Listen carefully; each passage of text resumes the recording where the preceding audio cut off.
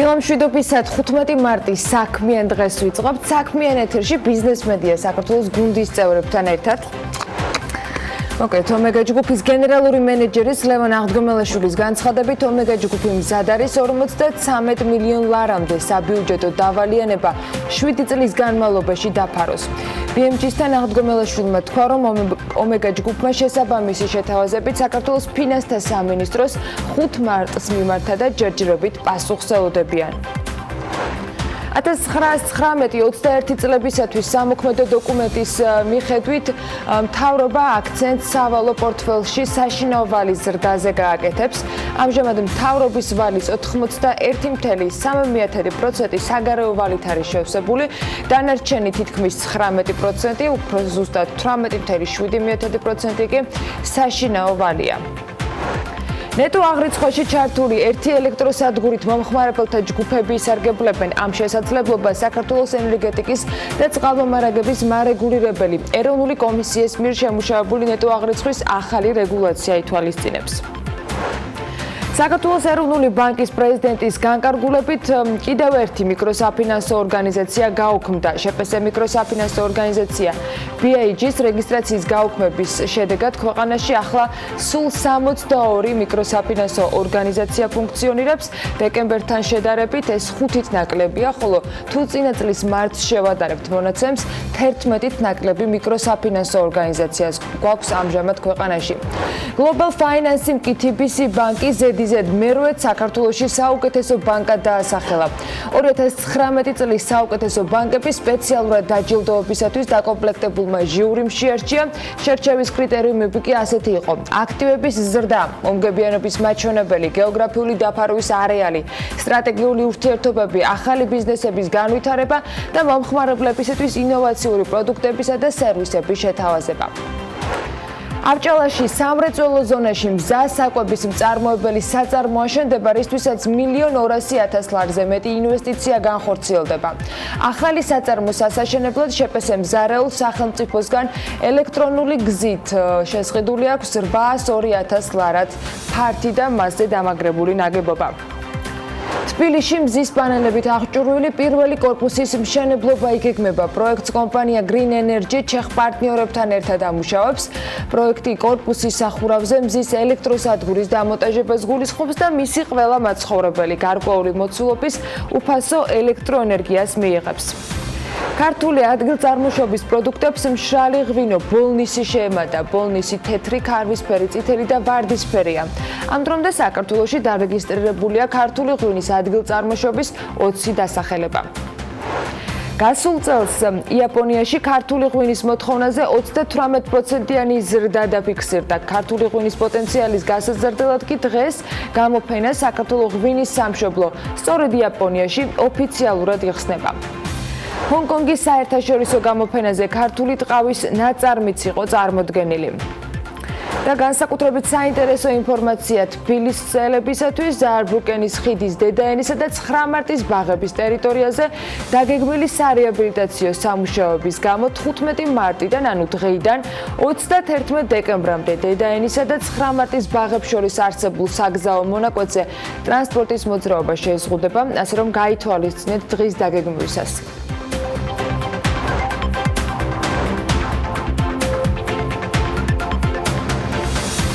დილა მშვიდობისა ყველას. დილას ხსნით ძალიან კარგი, ნამდვილად ფორბსული ამბით. აზიმ პრემჯიმ წარმოშობით ინდოელი მილიარდელი და ინდური კონგლომერატის Wipro Ltd-ის თავმჯდომარე, რომელმაც კომპანიის აქციების 34% აქვს ფლობაში, ჯამში 7,5 მილიარდი ამერიკული დოლარის ტოლია ეს. საქველმოქმედო საქმიანობის მხარდასაჭერად თანხა გადარიცხა. ისტორიაში შევა ის, როგორც ყველაზე გულუხვი ბიზნესმენი მსოფლიოში, წერს Bloomberg-ი, როგორც აზიმ პრემჯი ფაუნდეიშნის წარმომადგენლები ამბობენ, ამ დროისათვის საქველმოქმედო ფონდის ანგარიში არის 21 მილიარდი დოლარი, რაც ბიზნესმენ პრემჯის დამსახურება და ფონდის ღირებულება კომპანია Wipro-ს ეკონომიკური საკუთრების 67% შეადგენს. საქველმოქმედო ფონდი დღეისთვის საგანმანათლებლო სფეროზეა ორიენტირებული და მხარს 150-ზე მეტი არასამთავრობო უჭერს მათ. ფორბსზე კიდევ ბევრს ვისაუბრებთ იმ პირობებში თან რომ მსოფლიოს წამყვანი ბიზნეს გამოცემა არ კვაკლებს სიახლეებს არც საქართველოში და აგერ BMG-ს გუნდის წევრებით უკვე რამდენიმე საავტორო გადაცემა მზადდება ფორბსის სახელით სხვადასხვა ტელეარხზე. ხო და მოდი გავაგრძელოთ კვირიდან იქამდე ჩვენს ამბებს მივხედოთ. დღეს 15 მარტს შორეულ ანტვერპენში საერთაშორისო სომელიელთა ასოციაციის ეგიდით იმართება კონკურსი მსოფლიოს საუკეთესო სომელი 2019-ის ფინალი. ჩვენი ქვეყნის ისტორიაში კი ეს პირველად ხდება, როდესაც ასეთი მაღალი რანგის კონკურსზე საქართველოს სახელით საქართველოს საუკეთესო სომელი 2018-ის ტიტულის მფლობელი თამაზ თამაზაშვილი ასპარეზებს. გამარჯვებული 66 კანდიდატიდან უნდა შეერჩეს. თამაზ აქედან წარმატებებს უსურვებ და რა თქმა უნდა მხარდაჭერას უცხადებ. თუმცა გარდა მონაწილეებისა კონკურსს საქართველოს სომელიელთა ასოციაციის თავმჯდომარეს დაესწრება. ის ჯამში იქნება 5 დღიანი და კონკურსი მსოფლიოს საუკეთესო სომელიეს საერთაშორისო სომელიელთა ასოციაციის მიერ შეგახსენებთ რომ 1969 წელს არის დაარსებული და ის 3 წელიწადში ერთხელ ტარდება. წელს კონკურსის არსებობიდან საიუბილეო 50-მე წელია და სიმბოლური არის რომ შესაბამისად გასამართი ანუ მასპინძელი ქალაქი ანტვერპენი შეირჩა. წარმატებები კიდევ ერთხელ ჩვენს წარმომადგენელს თამაზ თამაზაშვილს რომელიც პირველია საქართველოსთან რომელიც სომელიელთა კონკურსში იღებს მონაწილეობას. მოდი იქვე ევროპაში დავრჩეთ და ერთი თემაც ევროპიდან მის წესებთან და ფასეულობებთან. სამწუხაროდ ეს ის თემა რომელიც ცალსახად არ არის კავშირში არც ევროპულთან და არანაირ სტანდარტთან, იმიტომ რომ საქართველოსდე მოვდივართ მაინც. ამას უკვე სახელმწიფო აუდიტის სამსახურიც ადასტურებს, თუმცა აი მგონი ამ თემაზე ბევრი დასტური ყოფილიყო საჭირო, იმიტომ რომ ჩვენს გარშემო თუ მიმოვიხედავთ აღმოაჩენთ რომ სრულად რელევანტური ინფორმაციასთან გვაქვს საქმე. სახელმწიფო აუდიტის სამსახურის ჩართულობით ჰაერის ხარისხზე საერთაშორისო აუდიტი გამოქვეყნდა, რომლის მიხედვითაც ქვეყანაში ჰაერის ხარისხი ევროკავშირის ნორმებთან შესაბამისობაში არ არის. საქართველოში ჰაერის დაბინძურების ძირითად ფაქტორად ავტომობილების გამონაბოლქვის სახელდება, რის შესახებაც ასევე 2018 წლის აპრილში ისევ აუდიტის სამსახურის მიერ გამოქვეყნებულ ანგარიში იყო ნათქვამი.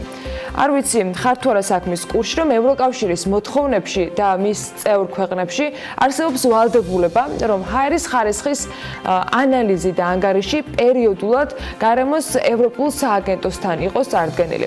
ხო და 15 ქვეყნის აუდიტის სამსახურის მთავარ მიზანს სწორედ იმის დადგენა წარმოადგენდა, ახორციელებდნენ თუ არა აუდიტში მონაწილე ქვეყნების მთავრობები ჰაერის ხარისხის გაუმჯობესებისათვის საჭირო ღონისძიებებს და შეესაბამებოდა თუ არა ეს ქმედებები ეროვნულ და საერთაშორისო კანონმდებლობას.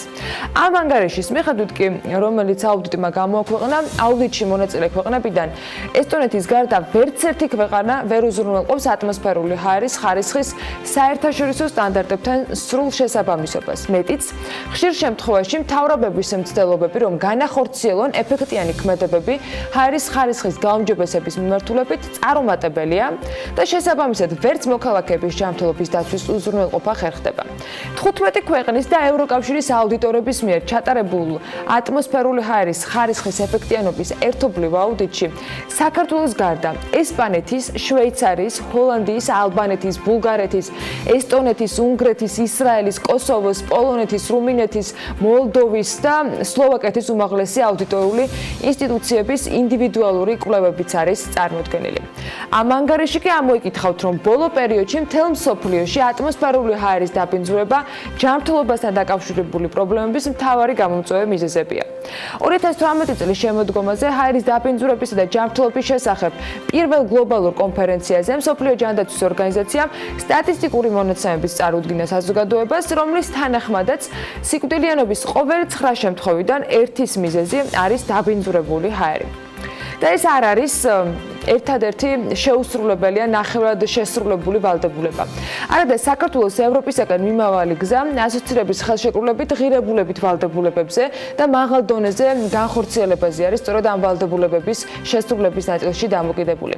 ასოცირების ხელშეკრულება საქართველოსა და ევროკავშირთან თანამშრომლობის გაღრმავების შესაძლებლობაა, ბევრი სიკეთის მომტანი და ამავე დროს ვალდებულებები და გვაძლევს რამდენიმე მიმართულებით ძალიან ბევრ საინტერესო სიკეთეს, მათ შორის არის საერთო ევროპული ფასეულობების გამტკიცება და დაცვა, საგარეო და უსაფრთხოების პოლიტიკა, მართლმსაჯულება, თავისუფლება და უსაფრთხოება, ასევე დარგობრივი პოლიტიკის ყველა სფეროს მოდერნიზება და ევროპული სტანდარტების დანერგვა, ვაჭრობასთან დაკავშირებული საკითხები. ასოცირების ხელშეკრულების გაფორმების შემდეგ საქართველოში აქტიურად დაიწყო მათ შორის მუშაობა ყველა მიმართულებით და ზოგიერთ საკითხში გვაქვს მნიშვნელოვანი პროგრესიც. ზოგ შემთხვევაში კი განვითარების ტემპები დიდად მოსაწონი ალბათ ვერ იქნება ვერავის მხრიდან. ამ თემებზე ერთ-ერთ ეთერში აუცილებლად საფუძვლიანად ვისაუბრებთ და გავშლით თემას სტუმრებთან ერთად. შეუსრულებელ თუ შესრულებულ პუნქტებსაც გაგაცნობთ და რა თქმა უნდა იმ გამოწვევებზე ვისაუბრებთ, რომელიც ამ ნაწილში საქართველოს აქვს და თითოეულ ჩვენგანს ეხება. თუმცა იქამდე კიდევ ერთი თემა.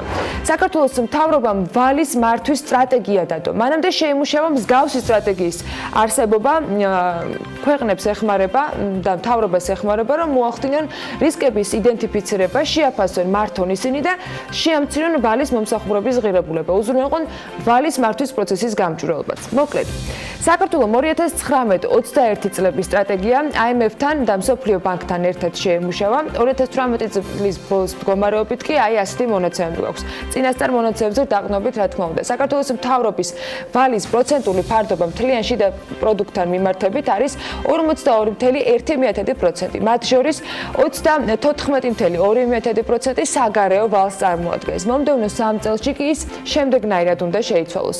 მთავრობის ვალი მთლიან შიდა პროდუქტთან 2019 წელს 41,4% იქნება. 2020 წლის განმავლობაში 41,9%-ზე ნიშნულზე ავადა, 2021 წლისათვის იქნება 40,6%.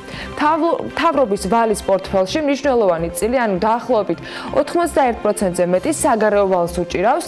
საგარეო ვალის დიდი ნაწილი კი, ანუ ამ 91,3%-ის 88,1% არის კრედიტორებისაგან მოზიდული სესხები.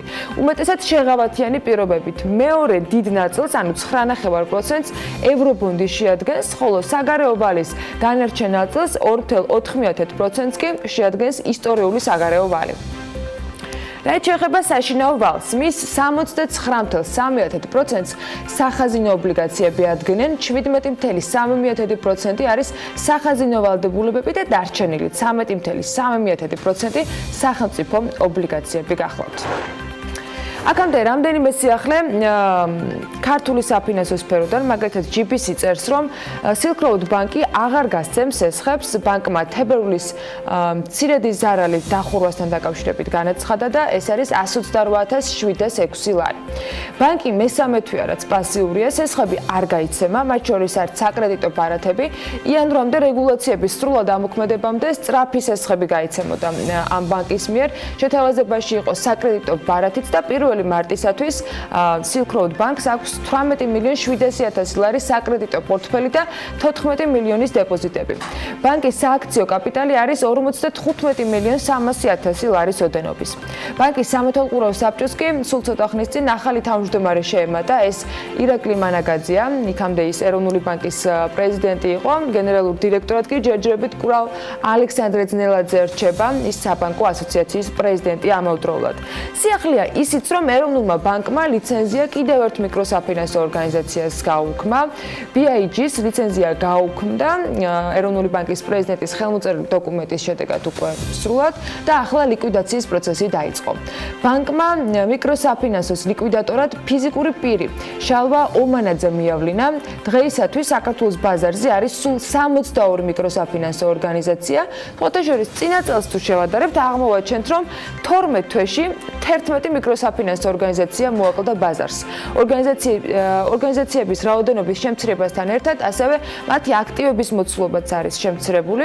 2018 წლის მეოთხე კვარტლის მდგომარეობით მიკროსაფინანსოების ჯამური აქტივები იყო 1,447,967 ლარი. 2017 წელს კი მეოთხე კვარტალში ეს მონაცემები იყო 65,11,352. TBC ბანკის ამბავიც უნდა გაცნობოთ, ან გაიგებდით კიდეც, მაგრამ აქტუალურია და მოდი კიდევ ერთხელ გეტყვით ამ სიახლეს Global Finance-ი TBC-ის საუკეთესო ბანკად საქართველოში ზედიზედ უკვე მერვე დაასახელა. კიდევ ერთმა მსხვილმა ქართულმა კომპანიამ კი საქართველოს ინვესტორთა ტოპ 10-ში მოხვედრა იკმარა და ნესკრაჰესის საპროექტო კომპანიაზე ვსაუბრობ. ნესკრა ჰიდრომესტის მუნიციპალიტეტის სოფლების ჭუბერისა და ნაკრას მოსახლეობისათვის მძიმე ტექნიკის ოპერირებისათვის მომზადების პროგრამის განხორციელება დაიწყო. პირველ ეტაპზე კომპანია 60 ადამიანის მომზადებას უზრუნველყოფს. პროფესიული განათლების მაღალი დონის უზრუნველსაყოფად კი ნესკრა ჰიდრომ შესაბამისი ხელშეკრულება კოლეჯ სპექტრთან გააფორმა და შესაბამისად მათი დახმარებით მოხდება ადგილობრივების გადამზადება. ცოტა კიდევ მეტი ენერგეტიკაზე. ქართლის ქარის ელექტროსადგურის გასხვისება მაისის ბოლოს არის დაგეგმილი, როგორც უკვე ვისაუბრეთ გასულ გადაცემებში. გასაყიდი ფასი კი ჯერაც არ არის დასახელებული. ქარის ელექტროსადგურის საბაზრო ღირებულებას კონფიდენციალურობის საბაბით ამ დრომდე არ ასახელებენ. მათ შორის ამ რიცხვის მედიას არ უმხელს ქართლის ქარის ელექტროსადგურის დირექტორთა საბჭოს თავმჯდომარე თორნიკე ყაზარაშვილი. ის არ აკონკრეტებს გასხვისების არც ფორმას, თუმცა გასხვისებაზე მიღებულ გადაწყვეტილებას ენერგეტიკის უფრო ეფექტურ განვითარებას უკავშირებს და ამბობს, რომ ქართლის ქარის ელექტროსადგური საქართველოში განხორციელებული პირველი პროექტია და ინვესტორების მხრიდან ინტერესი უკვე დიდია, მათ შორის ქარის ენერგიის ათვისებაზე. დღეს ვერ მოვასწარეთ, მაგრამ ორ შაბათს აუცილებლად ვუმასპინძლებთ ჩვენს პარტნიორებს გალტენ ტაგარტიდან, რომლებმაც სერიოზული კვლევა ჩაატარეს და მიმდინარე ვითარებას ენერგოსექტორში მარიამ ჩახვაშვილი ძალიან ბევრ საინტერესო ინფორმაციას გაგვიზიარებს. უბრალოდ ასე, დღეს კიდევ ბევრი საინტერესო სიახლე გვაქვს თქვენთვის და მოდით ახლა ბიზნეს სიახლეების პირველ კოლარს გადავხედოთ ეკონომიკაზე და ბიზნესზე საინტერესო ამბებით. კახეთში შესაძლოა თამბაქოს მასობრივი მოყვანა დაიწყოს. ლაგოდეხის ყვარელის მაჟორიტარი დეპუტატის გურა მაჭერაშვილის გეგმებზე რადიო თავისუფლებასთან შედგა საუბარი. ეკონომიკის სამინისტრომ იაპონურ ჰოლდინგთან მოტივტივე მზის ელექტროსადგურების საქართველოში შექმნის და განვითარების საკითხებზე დაიწყო საუბარი. ნავთობის ბაზარზე კი აზერბაიჯანული წარმომავლობის ნავთობზე უფრო ზუსტად კი აზერი ჩირაკ გიუანის კომპლექსზე მოპოვებული ნავთობის ფასი საგრძნობლად არის გაზრდილი. ომეგა ჯგუფი ფინანსთა სამინისტროსგან 53 მილიონიანი დავალიანების დასაფარად 10 წელს ითხოვს. ომეგა ჯგუფის გენერალური მენეჯერი ლევან აღდგომელაშვილის განცხადებით, ომეგა ჯგუფი მზად არის, რომ 53 მილიონ ლარამდე საბიუჯეტო დავალიანებისათვის 7 წელი გამოიყენოს. BMT-სთან აღდგომელაშვილი ამბობს, რომ ომეგა ჯგუფმა შესაბამისი შეთავაზებით ფინანსთა სამინისტროს 5 მარტს უკვე მიმართა, მაგრამ ჯერჯერობით პასუხი მათგან არ მიუღიათ. ის ამბობს ასევე, რომ თამბაქოს ქარხანა ამუშავდება 2018 წლის 26 ოქტომბერს, როცა შემოსავლების სამსახურის მხრიდან აქციზური მარკების გაცემა მოხდება. BMG-სთან კომენტარს ფინანსთა სამინისტროსგანაც ელოდება. შეგახსენებთ აქვე, რომ ომეგა ჯგუფმა 1500 თანამშრომლის სახელით ბიძინა ივანიშვილს საჯარო განცხადებაც გაუგზავნა გუშინ. კახეთში შესაძლოა თამბაქოს მასობრივი მოყვანა დაიწყოს. ამის შესახებ ინფორმაციას რადიო თავისუფლება ავრცელებს. ლაგოდეხი ყვარელის მაჟორიტარი დეპუტატი გურამ მაჭერაშვილი ამბობს, რომ პირველ ეტაპზე ბაზრის კვლევა უნდა ჩატარდეს და დადგინდეს, რა დაუჯდება მოსახლეობას თამბაქოს მოყვანა და ასევე სად და რა ფასად გაიყიდება. დეპუტატი ამბობს, რომ ამ საკითხზე საუბარი სოფლის მეურნეობის მინისტრთანაც ჰქონდა. ლევან დავითაშვილისაგან პასუხად მიიღო, რომ ის თანახმა სახელმწიფო თანამონაწილე იყოს პროექტის განხორციელების ბაზრის მოძიების პროცესში ჩაერთოს, ისე როგორც ეს ხდება მაგალითად ღვინის რეალიზაციის დროს. სოფლიოში ცნობილ იაპონურ ჰოლდინგთან მოტივტივე მზის ელექტროსადგურის საქართველოში შექმნის და განვითარების საკითხის განხილვა შედგა, როცა ეკონომიკის მინისტრი გიორგი ქობულია ოფიციალური ვიზიტით იმყოფებოდა აზიურ ქვეყნებში. ის ამბობს, რომ ენერგეტიკული პოლიტიკის იმ მიმართულებისათვის, რომელიც საქართველოშია განახლებადი ენერგიების ათვისებას გულისხმობს და ერთ-ერთი მნიშვნელოვანი ინოვაცია იქნება სწორედ ის შეთავაზება, რომელიც საქართველოს მიიღო იაპონიაში ელექტროენერგეტიკული ჰოლდინგის ტეპკოს წარმომადგენლებთან შეხვედრაზე. ქობულიამ ჰოლდინგის წარმომადგენლებს დეტალურად გააცნო ის უპირატესობები, რომელიც საქართველოს საინვესტიციო გარემოს გააჩნია სხვა ქვეყნებთან შედარებით. მისი თქმით, ლიბერალური, თავისუფალი ბიზნეს გარემო ნაკლები ბიუროკრატიით, ბიზნესის კეთების სიმარტივე და სწორი ეკონომიკური რეფორმები, მათ შორის ენერგეტიკის სექტორში ქმნის მნიშვნელოვან საფუძველს იმისთვის, რომ ისეთი დიდი კომპანიები, როგორიც არის მაგალითად ტეპკო, საქართველოში ინვესტირებით დაინტერესდეს. თბილისში კი მზის პანელებით აღჭურვილი პირველი კორპუსის მშენებლობაა დაგეგმილი. პროექტს კომპანია Green Energy ჩეხ პარტნიორებთან ერთად ამუშავებს. პროექტი კორპუსის სახურავზე მზის ელექტროსადგურის დამონტაჟებას გულისხმობს და მისი ყველა მაცხოვრებელი გარკვეული მოცულობის უფასო ელექტროენერგიას მიიღებს. ამ კორპუსში ბინის ღირებულებაში ჩაიდება, რა მოცულობის ელექტროენერგიას მიიღებს ოჯახი წლის განმავლობაში. ფაქტობრივად უფასო კომუნალური მომსახურების სერვისით გაიყიდება ბინები. კორპუსით თავიდანვე სწორად იქნება პროექტებული ამბობს Green Energy-ს დამფუძნებელი დავით შვანგირაძე და აღნიშნავს, რომ მზის სადგური ბინების ღირებულებას არ გააძვირებს. სააქციო საზოგადოება ხაშურის მინის ტარა ყოფილი ქარხნის ტერიტორიაზე ამორტიზებული შენობა-ნაგებობების დემონტაჟს გეგმავს. შერჩეული კონტრაქტორი ტერიტორიაზე არსებული შენობა-ნაგებობების ინფრასტრუქტურული ობიექტების და სხვა კონსტრუქციების დემონტაჟს მოახდენს და დემონტაჟის შედეგად მიღებული მასალების და ჯართის შესყიდვაც ამავე კომპანია შეეძლება. დაინტერესებულ პირებს და კომპანიებს კი ინტერესის გამოხატვა ამ სამუშაოებთან და შედეგად მიღებულ მასალებთან დაკავშირებით 20 მარტის ჩათვლით შეეძლებათ. საქართველოსა და ტაჯიკეთს შორის რეგულარული ავიარეისები დაინიშნება. საქართველოსა და ტაჯიკეთის საავიაციო ხელისუფლებებმა ურთიერთგაგების მემორანდუმი გააფორმეს. ეს მემორანდუმი კი საქართველოში ოფიციალური ვიზიტით ტაჯიკეთის ტრანსპორტის სამინისტროს წარმომადგენლების სტუმრობისას გაფორმდა. მემორანდუმის საჰაერო მიმოსვლის შესახებ მთავრობათა შორისი ორმხრივი შეთანხმების გაფორმებამდე პირდაპირ ფრენების დაწყებასთან დაკავშირებულ ტექნიკურ საკითხებს არეგულირებს. მემორანდუმის შესაბამისად მხარეებს უფლება აქვს დანიშნონ ერთიან მეტი ავიაკომპანია მხარეთა ტერიტორიაზე პირდაპირ რეგულარული სამგზავრო და სატვირთო საჰაერო მიმოსვლის განხორციელებისათვის. სულ მალე სვანეთში ახალი სუნთქვა იხსნება. დაბა მესტიასა და უშგულში სვანური კოშკების რეაბილიტაციაა დაგეგმილი. კოშკების საპროექტო სახარჯთაღრიცხვა დოკუმენტაციის შედგენაზე ტენდერი გამოცხადდა. სატენდერო პირობების მიხედვით კი შესყიდვის სავარაუდო ღირებულება 1,5 მილიონი ლარია. გამარჯვებულმა კომპანიამ ურბანული ზონების კარტოგრაფირება, რუკების შედგენა უნდა შეძლოს, ასევე უნდა მოამზადოს განხორციელებადობის კვლევა-ანალიზი და უნდა გამოითვალოს პროექტისა და გეგმის ხარჯები. ჩვენთვის მიუღებელი იქნება ერთიან ორი კომპანიის დომინაცია სადაზღვეო ბაზარზე, განაცხადა საქართველოს სადაზღვეო სახელმწიფოზე დამხედველობის სამსახურის უფროსმა დავით ონოფრიშვილმა. ის ამბობს, რომ ამ მიმართულებით ბაზარზე სერიოზული დარღვევები არ შეენიშნება და ამ მდგომარეობის დარეგულირება საკანონმდებლო ჩარევას არ საჭიროებს. საკითხთან დაკავშირებით BMG-თან კომენტარი GPA ჰოლდინგის გენერალურმა დირექტორმა პაატა ლომაძემაც გააკეთა და ის ამბობს, რომ სადაზღვეო კომპანიები ბანკებთან, რომლებიც სადაზღვეო კომპანიებს ფლობენ, არ არიან თანაბარ პირობებში. როგორც ლომაძე ამბობს, GPA ჰოლდინგი მიესალმება ბანკებთან თანამშრომლობას, თუმცა ეს არ გულისხმობს კომპანიების ურთიერთფლობას. Expect real GDP growth. ჩვენთვის მიუღებელი იქნება ნებისმიერი ერთიან ორი კომპანიის სერიოზული დომინაცია, თქვა 50-70%-ზე მეტი ბაზარზე. დღეს ამის ასეთი მდგომარეობა ბაზარზე არ არის. გარკვეულწილად ის სხვადასხვა საკითხები, რომელიც არის დასმული იგივე ბანკებთან მიმართებაში, ბანკებთან არსებული კომპანიების მიმართებაში და ამდაგვარი საკითხები, ეს სამუშაო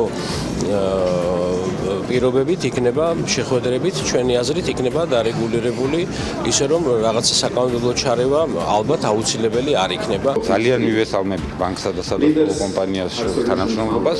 ეს არის ჩვენი ჯგუფის ძალიან აპრობირებული მრავალი წლის გამოცდილება, მაგრამ ეს არის თანამშრომლობა და არა ურთიერთმფლობელობა. ბანკებს გააჩნიათ ისეთი ინფორმაცია, რომელიც ჩვენ ხელი არანაირად არ მიგვიწვდება.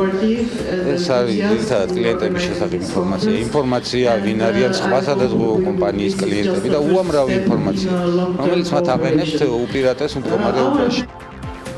თელავის მუნიციპალიტეტში რეგიონული განვითარების ფონდიდან ამ ეტაპზე 14 პროექტის დაფინანსებაა დაგეგმილი. საკრებულოში ამბობენ, რომ ინფრასტრუქტურული პროექტების განსახორციელებლად 5,401,626 ლარი გამოიყო. უწყების ინფორმაციით, ინფრასტრუქტურული პროექტების ფარგლებში სოფელ ფშაველის კულტურის სახლის ეზოში უნდა მოეწყოს საკემპინგო ადგილიც. პროექტი გულისხმობს ავტო, ველო და ქვეითი ტურისტების გასაჩერებელი ადგილის მოწყობასაც.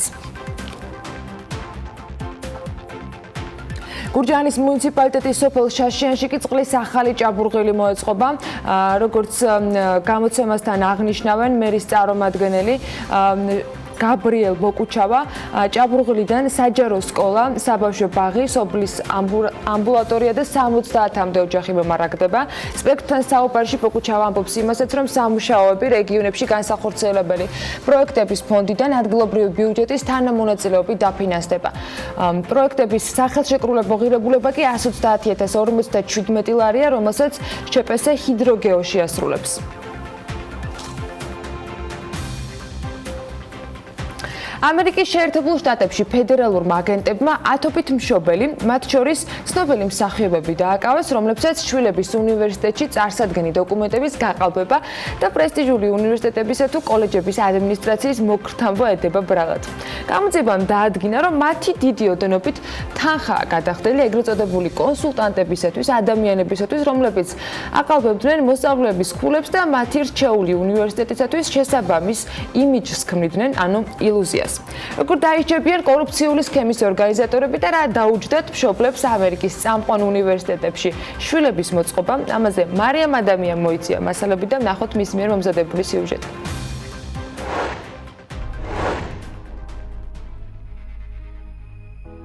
ამერიკის შეერთებულ შტატებში უმსხვილეს კორუფციულ სქემას საბოლოოდ აეხადა ფარდა, რომლის თანახმადაც წამყვან უნივერსიტეტებში, მათ შორის იელის, ჯორჯთაუნის, სტენფორდისა და კალიფორნიის უნივერსიტეტებში მოხვედრა ფულის სანაცვლოდ ხდებოდა. ჰოლივუდის ვარსკვლავები, ტოპ მენეჯერები და ზოგადად შეძლებული ოჯახები მთელი მსოფლიოდან 15,000-დან 75,000 დოლარამდე თანხას იხდიდნენ იმისათვის, რომ შვილებს წარმატებით ჩაებარებინათ საგამოცდო ტესტები. საუბარია ასევე უნივერსიტეტებში სპორტსმენების ჩარიცხვის საქმეზეც, მათი აკადემიური თუ სპორტული უნარებისა და შესაძლებლობების მიუხედავად.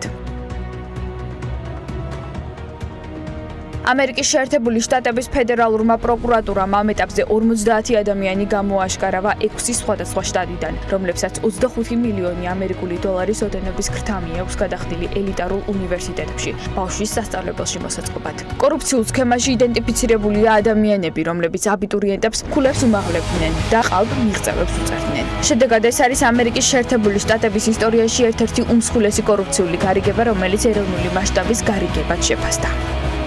როგორც ამერიკის შეერთებული შტატების იუსტიციის დეპარტამენტი აცხადებს, დამნაშავეები დაისჯებიან 65 წლამდე თავისუფლების აღკვეთით და ჯარიმით, რომლის ოდენობაც $1,25,000 დოლარია. დამნაშავეთა ჩამონათვალში კი მშობლები, მწვრთნელები, გავლენიანი ბიზნეს ლიდერები, მოდის დიზაინერები, ადვოკატები და გამოცდების ორგანიზატორები სახელდებიან. რაც შეეხება გამოძიების ფედერალური ბიუროს მიერ გახსნილ სქემას, ასე გამოიყურება. მშობლები თანხას საქველმოქმედო ფონდში რიცხავდნენ და შემდეგ ფონდიდან ერიცხებოდათ ფული ორგანიზატორებს, მათ შორის უნივერსიტეტის ადმინისტრაციასაც. ხოლო გარდა იმისა, რომ კორუფციული სქემის ორგანიზატორების საგამოცდო ტესტების პასუხებში შედეგებს აყალბებდნენ, ასევე იყო შემთხვევა, როდესაც კლიენტი $500,000 სანაცვლოდ ითხოვდა შვილისთვის წარმატებული სპორტსმენის სტატუსის მინიჭებას, რაც გააიოლებდა მის უნივერსიტეტში ჩარიცხვას. თავად უნივერსიტეტის წარმომადგენლები ინციდენტთან დაკავშირებით აცხადებენ, რომ ამ შემთხვევაში დაწესებულება და მისი თანამშრომლები დაზარალებულები უფრო არიან, ვიდრე დამნაშავეები და ყველა ქმედით ნაბიჯს გადადგავენ იმისათვის, რომ დანაშაული აღმოიყვრას. მთავარი ინიციატორები კი ამ შემთხვევაში მაინც მშობლები არიან, რომლებიც საკუთარ სიმდიდრეს ცუდი მიზნებით იყენებდნენ. ასევე დაზარალებულები არიან ის სტუდენტები, რომლებსაც მაღალი აკადემიური მოსწრება ჰქონდათ, თუმცა უსამართლო პროცესებში იკარგებოდნენ. ამერიკის შეერთებული შტატების მთავრობის განცხადებით კი კორუფციული სქემა ქვეყანაში 2011 წლიდან მოქმედებს და ის წელს საბოლოოდ დასრულდება.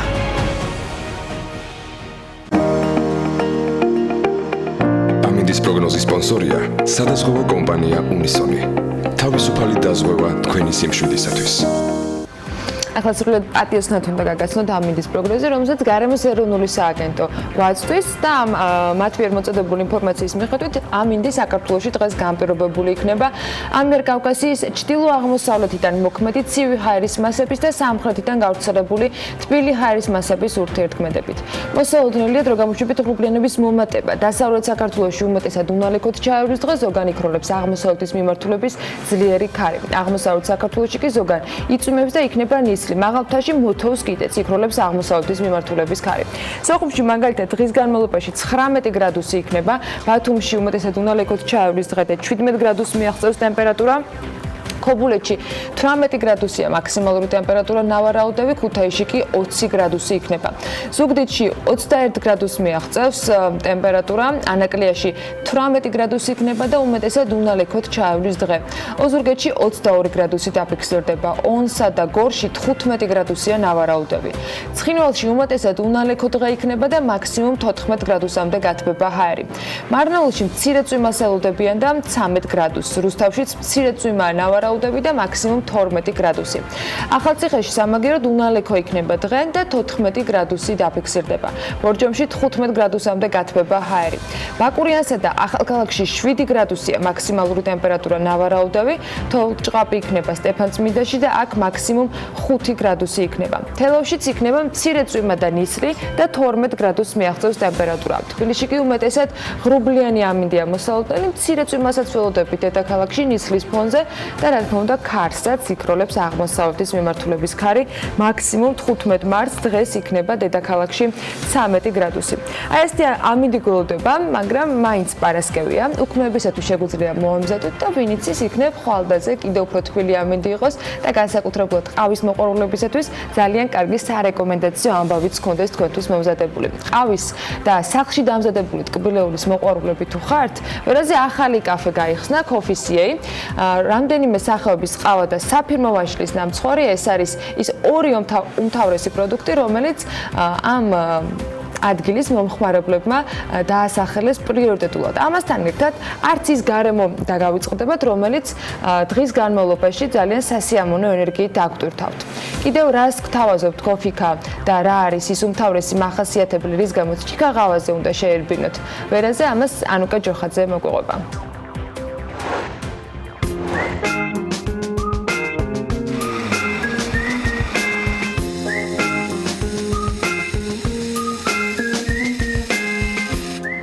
დაახლოებით ერთი კვირა არა ძვერაზე, აკაკიშანიძის ქუჩაზე განსხვავებული ყავის სურნელი იგრძნობა. მიზეზი მარტივია. ზუსტად ამდენივე ხანია ყავის მოყვარულებისთვის ამ ტერიტორიაზე ახალი ადგილი გაჩნდა. კაფე არც თუ ისე რთული შესამჩნევია, რადგან ყავის სურნელთან ერთად სახლში გამომცხვარი ნამცხრობის სურნელსაც აუცილებლად იგრძნობთ, რომელიც ტკბილ ბავშვობაში დაგაბრუნებთ. Coffee.ca, ასე ქვია ახალ კაფეს, რომლის გახსნაც საქმიან დილას რა თქმა უნდა არ გამორჩენია. უფრო მეტიც, ერთ ჩიქა ყავაზე Coffee.ca-ს ჩვენც ვსტუმრეთ.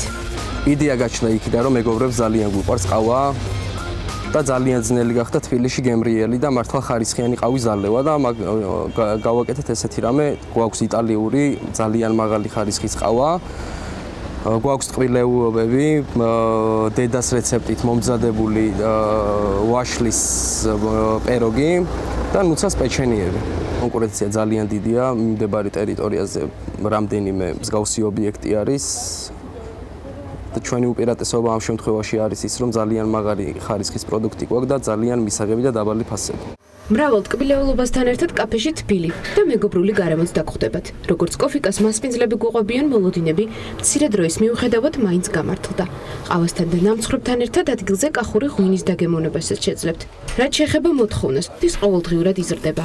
სტუმრების რანგში კი ხშირად ტურისტებიც არიან.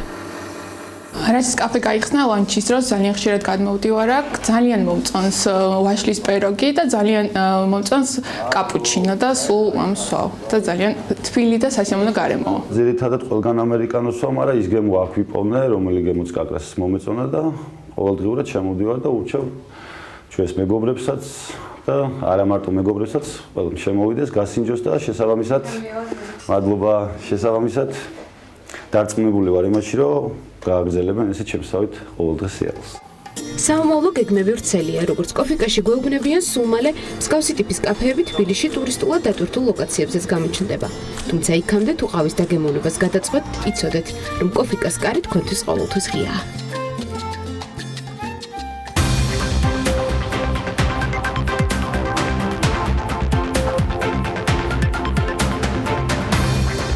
ავტობუსების 79 მილიონიანი ტენდერის ბედი ჯერ ისევ გაურკვეველია. თბილისის სატრანსპორტო კომპანიამ 220 ახალი ავტობუსის შესყიდვაზე ტენდერი ჯერ კიდევ გასული წლის 1 ნოემბერს გამოაცხადა, თუმცა 4 თვეზე მეტი გავიდა და ტენდერის რეალური გამარჯვებული ცნობილი არ არის. კომპანიას, რომელიც ყველაზე დაბალი ფასი დადო, შესაბამისი დოკუმენტაციის წარმოუდგენლობის გამო დისკვალიფიკაცია მიეცა. მეორე პრეტენდენტი GT ჯგუფია, რომელიც კომპანიის თქმით სრულად უსაფუძვლო მიზეზების გამო ჯერ დისკვალიფიცირებულია, თუმცა მათი არგუმენტირებული საჩივრის გამო კვლავ ტენდერში დაბრუნებულიც. რა ხდება ავტობუსების ტენდერის საკმაოდ გახმაურებულ საქმეში? ელენე გოგბერაშვილი არკვევდა დეტალებს და მოდით ვნახოთ მის მიერ მომზადებული სიუჟეტი. როდესაც ტენდერი გაიხსნა, აღმოჩნდა რომ პირველ ადგილზე ფასით, უდაბლესი ფასით წარმოადგენილი იყო კომპანია გრავიტას მიერ, რომელმაც შემდეგ მოეთხოვა მას დაზუსტება და დაზუსტების ეტაპზე, რომელსაც მიეცა დისკვალიფიკაცია, იმიტომ რომ რაღაც გარკვეული დოკუმენტაცია არ იქნა მის მიერ დაზუსტებული. GT ჯგუფის გენერალურ დირექტორს ეჭვი აქვს, რომ გრავიტამ დოკუმენტაცია მიზანმიმართულად არ დააზუსტა, რის გამოც მას ტენდერში დისკვალიფიკაცია მისცეს. ლევან გოგსაძე ამბობს, რომ გრავიტას შემდეგ სწორედ მისი კომპანია GT ჯგუფი იყო, რომელმაც 79 მილიონიან ტენდერში ყველაზე დაბალი ფასი წარმოადგინა. ამბობს, რომ მათ მოთხოვნილი ყველა დოკუმენტაცია დააზუსტეს, თუმცა ტენდერში მონაწილე მესამე კომპანიამ მათი მისამართის შემსყიდველის მიერ დოკუმენტაციის დაზუსტების გადაწყვეტილება გაასაჩივრა, რაც მისი თქმით ასევე მიზანმიმართულად განხორციელდა. ბრალი დაგვიდეს რაღაც არასწორად დოკუმენტების წარდგენაში და არაკეთილ ინდისიერ ქმედებებში და აქედან დაიწყო მთელი ისტორია. ამ ისტორიის მანძილზე დავების საბჭოზე კომპანია 4ჯერ წარსდგა. ის რაც დღემდე სადაორჩება არის შემდეგი. აქვს თუ არა GT ჯგუფის პარტნიორ კომპანია ისუზუს 10 ერთეული ავტობუსის ანალოგიური მოდელის მიწოდების გამოცდილება ევროკავშირის ქვეყნებში. გოგსაძე ამბობს, რომ მიუხედავად წარდგენილი საბაჟო, ექსპორტისა და ტრანზიტის დეკლარაციებისა, დავების საბჭომ მათთვის გაუგებარი გადაწყვეტილება მიიღო. რომ ველოდებოდით, რომ უკვე დამთავრდა ამით და უკვე მოვაჭრებდნენ საბოლოო გამარჯვებას, უცბად გითხრეს, რომ არ დგინდება, აი ესეთი რაღაც ძალიან უცნაური ოქმი გამოსცა დავების სააგენტო, რომ არ დგინდება 1 ნოემბრამდე ასეთი გამოცდილების არსებობა. 1 ნოემბრამდე საერთოდ არ ყოფილა აქამდე საუბარი და ძალიან უცნაური იყო ჩვენთვის ესეთი გადაწყვეტილება დავების საბჭოსი. აქვს თუ არა GT ჯგუფის პარტნიორ თურქულ კომპანია ანადოლუ ჯგუფს მათ მიერ წარმოებული ავტობუსების ევროკავშირში მიწოდების საკმარისი გამოცდილება, ამ კითხვით ჩვენ თავად კომპანიას მივმართეთ. თურქეთში ჩვენ პირველ წელს 362 ავტობუსის გაყიდვა შევძელით. დღეს ჩვენ კი ბაზრის 35%-იანი წილი გვიჭირავს. პარალელურად ჩვენ დიდი წარმატებები გვაქვს ევროპის სხვა ქვეყნებშიც. ჩვენ ავტობუსები ისეთ ქვეყნებში გავყიდეთ, როგორებიცაა საფრანგეთი, პოლონეთი, ისრაელი, იტალია და საბერძნეთი. მოტივირებულები ვართ და ვიმედოვნებთ, რომ აღნიშნულ ტენდერს მოვიგებთ, რადგან დარწმუნებულები ვართ ჩვენი ტრანსპორტის მაღალი ხარისხისა და მომსახურებაში. გჯერა საქართველოსთან გრძელვადიანი პარტნიორული ურთიერთობები გვექნება. GT ჯგუფის იურისტი განმარტავს, რომ ტენდერიდან მათი კომპანიის დისკვალიფიცირებით დავების საბჭომ მიკერძოებული გადაწყვეტილება მიიღო და ერთ-ერთ გადაწყვეტილებაში მომჩივანის პოზიცია თავისად გაასაღა, რითაც შესყიდვის პროცედურა ჩიხში შევიდა. ამ გადაწყვეტილებების საფუძველზე სატენდერო კომისია შემსყიდველი ფაქტობრივად იძულებული გახდა, რომ სრულიად უკანონოს და უსაფუძვლოდ GT ჯგუფისათვის მიეცა დისკვალიფიკაცია ტენდერიდან. ვინაიდან GT ჯგუფის მოთხოვნა იყო სრულიად სამართლიანი და საფუძვლიანი, აქედან გამომდინარე დავების განხილვის საბჭოც კი იძულებული გახდა, რომ ეღიარებინა, რომ GT ჯგუფის მიმართ დაირღვა შესყიდვების პროცედურები და საქართველოში მოქმედი კანონმდებლობა. აქედან გამომდინარე ჩვენი საჩივრის საფუძველზე შემსყიდველ ორგანიზაციაში შეიქმნა ახალი ადმინისტრაციული საჩივრის გამხილველი დამოუკიდებელი და მიუკერძოებელი ორგანო, რომელმაც განიხილა GT ჯგუფის საჩივარი, სრულიად დაეთანხმა მომჩივნის კანონიერ პოზიციას და დააკმაყოფილა GT ჯგუფის საჩივარი. სწორედ აქედან გამომდინარე მოხდა GT ჯგუფის ტენდერში დაბრუნება და მიმდინარეობს ჩვენი კომპანიის სატენდერო წინადადების შერჩევა შეფასების ეტაპი. GT ჯგუფი ავტობუსების ტენდერის გაპრობლემებას თეგეტა მოტორსის ინტერესებს უკავშირებს. გოგსაძე ამბობს, რომ აღნიშნულ ტენდერში მონაწილე კომპანიების გრავიტასა და ინტერავტო ტრეიდინგის უკან სწორედ თეგეტა მოტორსი დგას. ბევრი აღმოაჩინეთ ასეთი ფაქტი, როდესაც ერთად შედიან და შემდეგ არის ასეთი პრაქტიკა, რომ ერთ-ერთი კომპანია არ აზუსტებს დოკუმენტაციას და იგებს უფრო მაღალფასიანი. ერთი ძალიან კურიოზული შემთხვევა ვნახეთ, როდესაც ერთ-ერთ ტენდერში თეგეთა მოტორს შეეშალა და ატირთა ინტერავტოს საბუთები. აქ სრულიად აშკარა და სრულიად გასაგებია არის, რომ ესენი თამაშობენ ერთ თამაშს. თეგეტა მოტორსის ზემოთ აღნიშნულ კომპანიებთან კავშირს გამორიცხავს. კომპანიის პრესსამსახურში ამბობენ, რომ თეგეტას კომპანია გრავიტასთან კავშირი არ აქვს, თუმცა საპირისპიროს ადასტურებს მათ ოფიციალურ გვერდზე მითითებული ინფორმაცია. ასევე კომპანიას საკონტაქტო ნომრად თეგეტა მოტორსის ოფიციალური ნომერი აქვს მითითებული.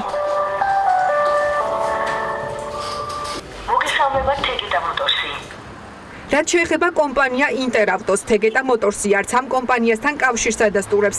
საპირისპიროს მიუთითებს ფაქტობრივი გარემოებები. სამეწარმეო რეესტრის მიხედვით თეგეტა მოტორსა და ინტერავტო ტრეიდინგის მეწილეები ერთი ოჯახის წევრები არიან. ამაში უცნაურს ვერაფერს ხედავს კომპანიის იურისტი.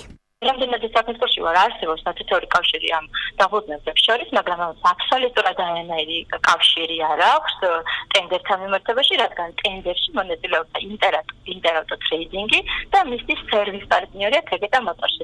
აბსოლუტურად არანაირი კავშირი არ აქვს ამას ტენდერთან მიმართებაში. ინტერავტოს იურისტი ტენდერებში კომპანიების შეთანხმებულ ქმედებებსაც უარყოფს. ამბობს, რომ GT ჯგუფის მოთხოვნები უსაფუძვლოა და ისინი სატენდერო მოთხოვნებს ვერ აკმაყოფილებენ. სწორედ ესაა მიზეზი, რის გამოც GT ჯგუფის ტენდერში დაბრუნება დავების საბჭოში გაასაჩივრეს. რატომ დასჭირდა თბილისის სატრანსპორტო კომპანიას გაეუქმებინა საკუთარი გადაწყვეტილება და კვლავ დაებრუნებინათ ტენდერში დისკვალიფიცირებული GT ჯგუფი ამ კითხვებს თანაც თავად შემსყიდველი ორგანიზაცია მოჰფენდა, თუმცა მათ ამ თემაზე დასრულებამდე კომენტარის გაკეთება არ ისურვეს. 79 მილიონიან ავტობუსების ტენდერი საკმაოდ ხმაურიან საქმეზე იმავე მიზეზით არც შესყიდვების სააგენტო აკეთებს კომენტარს. ამ უწყებებისგან არც GT ჯგუფს აქვს პასუხი მათ მიერ გაგზავნილ წერილზე, სადაც სახელმწიფო შესყიდვებში მონაწილე კომპანიების, თეგეტა მოტორსისა და მასთან დაკავშირებული კომპანიების არაკეთილსინდისიერი ქმედებები იკვეთება. GT ჯგუფში ამბობენ, რომ წერილი გასული თვის დასაწყისში გააგზავნეს, თუმცა ამ დრომდე მას რეაგირება არ მოჰყოლია. მოგეთ ასეთი სიტუაცია, ჯერჯერობით არ ვიცით, ვინ შემოიყვანს დედაქალაქში ავტობუსებს, ეს ყველაფერი უკავშირდება პროცესს, რომელზეც საუბრობდა ნახლა ჩვენი ჟურნალისტი ელენე გოგბერაშვილი და მან სცადა, რომ ამ დავაში მონაწილე ყველა მხარისგან გაერკვა ინფორმაცია. ჩვენ ცოტა კიდევ უფრო მეტის გაგებას ლევან გოგსაძისგან შევეცდებით. GT გრუპის გენერალური დირექტორი შემოგვიერთდა საქმიანი დილის სტუდიაში. მოგესალმებით ბატონ ლევან, მადლობა იმისთვის, რომ ხართ ჩვენთან ერთად.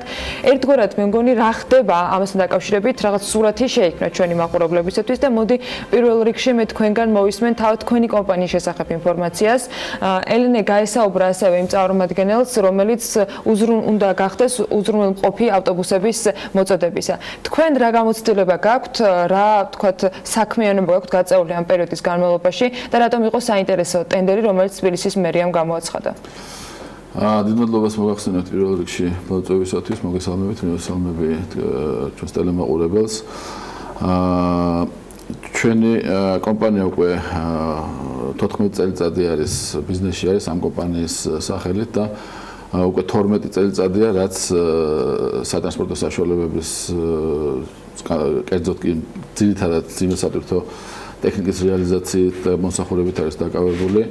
ჩვენ 2007 წლიდან პრაქტიკულად როდესაც შემოვედით ამ ბაზარზე, მაშინ შეიძლება ითქვას, რომ ესეთი გარემო იყო, რომ პრაქტიკულად არ არსებობდა კომპანიები, რომელსაც შემოყავდა ახალი სატვირთო თუ სამგზავრო ტექნიკა და პრაქტიკულად პირველი იყო ჩვენი კომპანია, ვინც განახორციელა ასეთი საკმაოდ ცხვილი პროექტები. ეს იყო სხვადასხვა მუნიციპალიტეტებში, პირველ რიგში ეს პროცესი დაიწყო 2007 წლიდან თბილისის მუნიციპალიტეტში და შემდეგ გაგრძელდა სხვა მუნიციპალიტეტებში.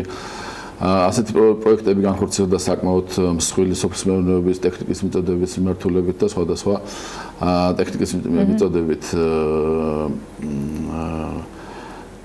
ჩვენ როგორც ამ ბაზრის ამ მიმართულების ლიდერ კომპანიას, რა თქმა უნდა, ქონდა პრეტენზია, როდესაც გამოცხადდა ეს კომპანია, რომ ქონდა პრეტენზია, ქონდა გამოცდილება ამისა, რომ მიგვეღო მონაწილეობა და ასეთ მოვიქეცით პრაქტიკულად ჩვენ ჩართული ვიყავით ამ პროცესში მანამ სანამ ტენდერი გამოცხადდებოდა.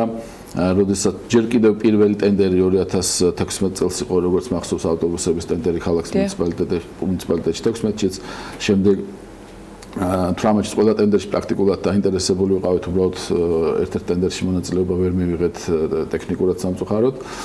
მაგრამ ამ ტენდერში, როდესაც უკვე გაჟღერდა, რომ ქალაქი დაინტერესებული იყო 8 მეტრიანი. ეს ხდება ნოემბერში, როდესაც პირველად გამოცხადდა. ეს ხდება უფრო ადრე, ეს ხდება ზაფხულში დაახლოებით, როდესაც გამოქვეყნდა ბაზრის კვლევა. ოფიციალურად დაეგზავნა ყველა პოტენციურ მომწოდებელს და მათ შორის ჩვენს კომპანიასაც ინფორმაცია ამის შესახებ და მოთხოვა ქალაქის მერიამ რომ მიეწოდებინა ინფორმაცია მათ ხელთ არსებული ტექნიკის შესახებ, რომელიც შეიძლება ჩატეულიყო ამ მოთხოვნებში, რომელიც მათ ჰქონდათ. ერთ-ერთი ჩვენი კომპანიაც იყო, გარდა იმისა, რომ ჩვენ მივაწოდეთ ინფორმაცია, ჩვენ შევთავაზეთ მერიას და მერია დათანხმდა ამას, რომ ჩამოიყვანეთ სპეციალური დემო ავტობუსი, ერთი-ერთეული, სწორედ ეს მოდელი, რომელზედაც ახლა ჩვენ ნახეთ სიუჟეტში და რომელზედაც ჩვენ საუბრობთ ახლა, რომელთაც ჩვენ ვართ ჩამოსული ტენდერში ეს კონკრეტული ავტობუსი გაიტესტა პრაქტიკულად 2 კვირის განმავლობაში მერიასთან გავაფრთხილეთ ხელშეკრულება, გადაეცა უსასყიდლოდ მერიას და გატესტა პრაქტიკულად ყველა იმ მიმართულებით, რომელ მიმართულებაზეც მერიას დაგეგმილი აქვს, რომ ასეთი ზომის ავტობუსებმა უნდა იაროს და მინდა გითხრათ, რომ ძალიან კმაყოფილები დარჩნენ ერთ-ერთ ასეთ რეისს მეც გავყევი ამ ავტობუსს წნეთში და მინდა გითხრათ, რომ ძალიან დიდი კმაყოფილება იყო როგორც მძღოლის, ასევე რაც თავარია მგზავრების. თუმცა ჩვენი კანონმდებლობით კმაყოფილება არ მხოლოდ 2 კვირიანი გატესტვა არ არის საკმარისი, იმის რომ კომპანიასთან შედგეს თანამშრომლობა. ისტორიას გიყვებით, რა თქმა უნდა, ეს არ არის საკმარისი ახლა. გამოცხადდა ტენდერი. მივიდეთ მოდით ამ ნაწილამდე. ტენდერში თქვენ როგორც ხდება ხოლმე, თქვენი წინადადება წარადგინეთ, დაასახელეთ კონკრეტული ფასი, მაგრამ მე აღვნიშნე კიდეც ჩვენი საუბრის დასაწყისში, რასაც სიუჟეტს ნახავთ, რომ პირველად გამარჯვებული გახდა სხვა კომპანია, თქვენი წინადადება არ აღმოჩნდა ყველაზე დაბალფასიანი, რის მიხედვითაც ხდება ხოლმე შერჩევა. კი ბატონო. რა ფასი შესთავაზეთ და სიუჟეტში როგორც იყო აღნიშნული, რა ფასი იყო პირველ ადგილზე გასული, ან ყველაზე დაბალფასიანი კომპანიის მხრიდან წარმოდგენილი და რამდენად რეალისტური იყო ეს ფასი, რატომ გაგიჩნდათ თქვენ კითხვები ამ საკითხთან დაკავშირებით? კი ბატონო, მოგახსენებთ ამასაც, ტენდერის ბიუჯეტი, როგორც აღნიშნული იყო კიდევაც სიუჟეტში, იყო 79 მილიონი ლარი. ეს არის სახელმწიფო შესყიდვების ნატ ტიპი, როდესაც ეს არის ესეთი სისტემა, როდესაც კონკურენტების ფასები არ ჩანს მხოლოდ და მხოლოდ ერთადერთი, ვისაც აქვს უმდაბლესი ფასი, მხოლოდ ის კომპანია. გამოჩნდა 79 მილიონიან ტენდერში პირველი კომპანია, რომელიც უმდაბლესი ფასის გამოჩნდა პირველად, ეს იყო 63 მილიონი ლარი, მე ზუსტად ციფრი აღარ მახსოვს ახლა, 63 მილიონი ლარი იყო დაახლოებით. მოთხოვეს როგორც წესი არის ამ კომპანიას რომ დაეზუსტებინა თავის წინადადება და არ მოხდა დაზუსტება ერთ-ერთი ძალიან მნიშვნელოვანი კომპონენტისა, რომელიც რატომ გაგიჩნდათ კითხვა, თქვენ როგორც სიუჟეტში ამბობთ, რომ ხელოვნურად იყო ამ შემთხვევაში ეს პროცესი ასეთი ფორმით წარმართული?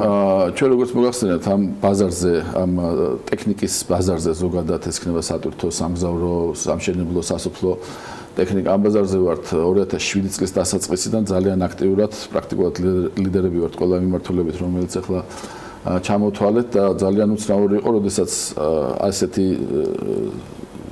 მოცულობის ტენდერში, ასეთ საკმაოდ მოცულობით და საკმაოდ რთულ ტენდერში გამოჩნდა უბრალოდ კომპანია, რომელიც აქამდე არასოდეს შეუხვედრია არც სახელმწიფო შესყიდვებში, არც კერძო შესყიდვებში ჩვენი კონკურენტი არასოდეს ყოფილა.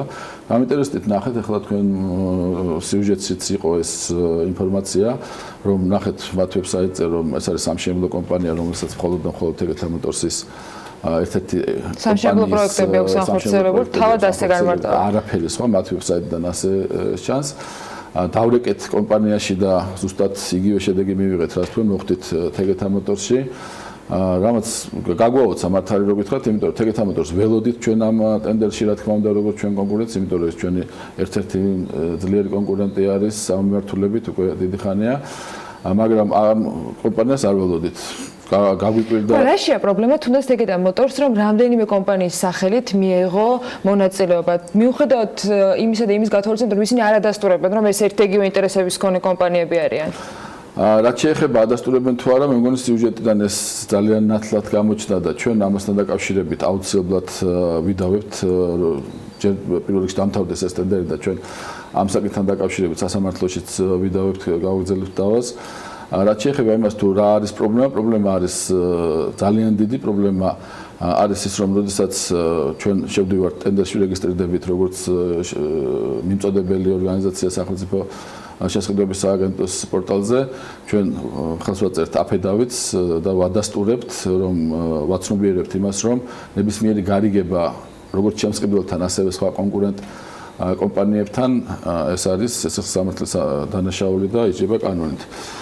ეს არის ძალიან დიდი პრობლემა თუ ეს კომპანია იქნებოდა მხოლოდ ერთი მათთან აფილირებული კომპანია და თვითონ არ იქნებოდნენ და არც სხვა კომპანია მათთან აფილირებული ეს რა თქმა უნდა არ იქნებოდა პრობლემა მაგრამ ჩვენ აქ როგორც ხედავთ ისტორია ასეთი არის რომ გამოჩნდა ჯერ გრავიტა შემდეგ გრავიტა მიიღო დისკვალიფიკაცია და გამოჩნდით ჩვენი კომპანია ჯერ ვერ ხედავთ დანარჩენები კიდევ ვინ არიან რამდენი მონაწილე არის ამ პროცესში ამ ტენდერში მაგრამ მაშინ როდესაც გაასაჩივრა ამ კომპანიამ გამოჩნდა რომ მესამე კომპანიაც არსებობს და ზუსტად ის მესამე კომპანიაც აღმოჩნდა რომ დაკავშირებული არის ის. კარგი, ეხლა გადავიდეთ იმ ეტაპზე, როდესაც პირველმა კომპანიამ გრავიტა მიიღო დისკვალიფიკაცია, იმიტომ რომ ვერ წარმოადგინა საჭირო დოკუმენტაცია. თქვენ რა პრობლემები შეგექმნათ და რა ვერ წარმოადგენთ აიმისოთ, რომ ტენდერში ავტომატურად როგორც კანონით არის გათვალისწინებული მეორე წიანდების, ანუ მეორე შეთავაზების მქონე კომპანიას მიგიღოთ ამ შემთხვევაში ამ ტენდერით შესაბამისი, ვთქვათ, ხელშეკრულება თბილისის მერიასთან. ჩვენ წარმოადგენთ ყველანაირი დოკუმენტი აბსოლუტურად, რაც იყო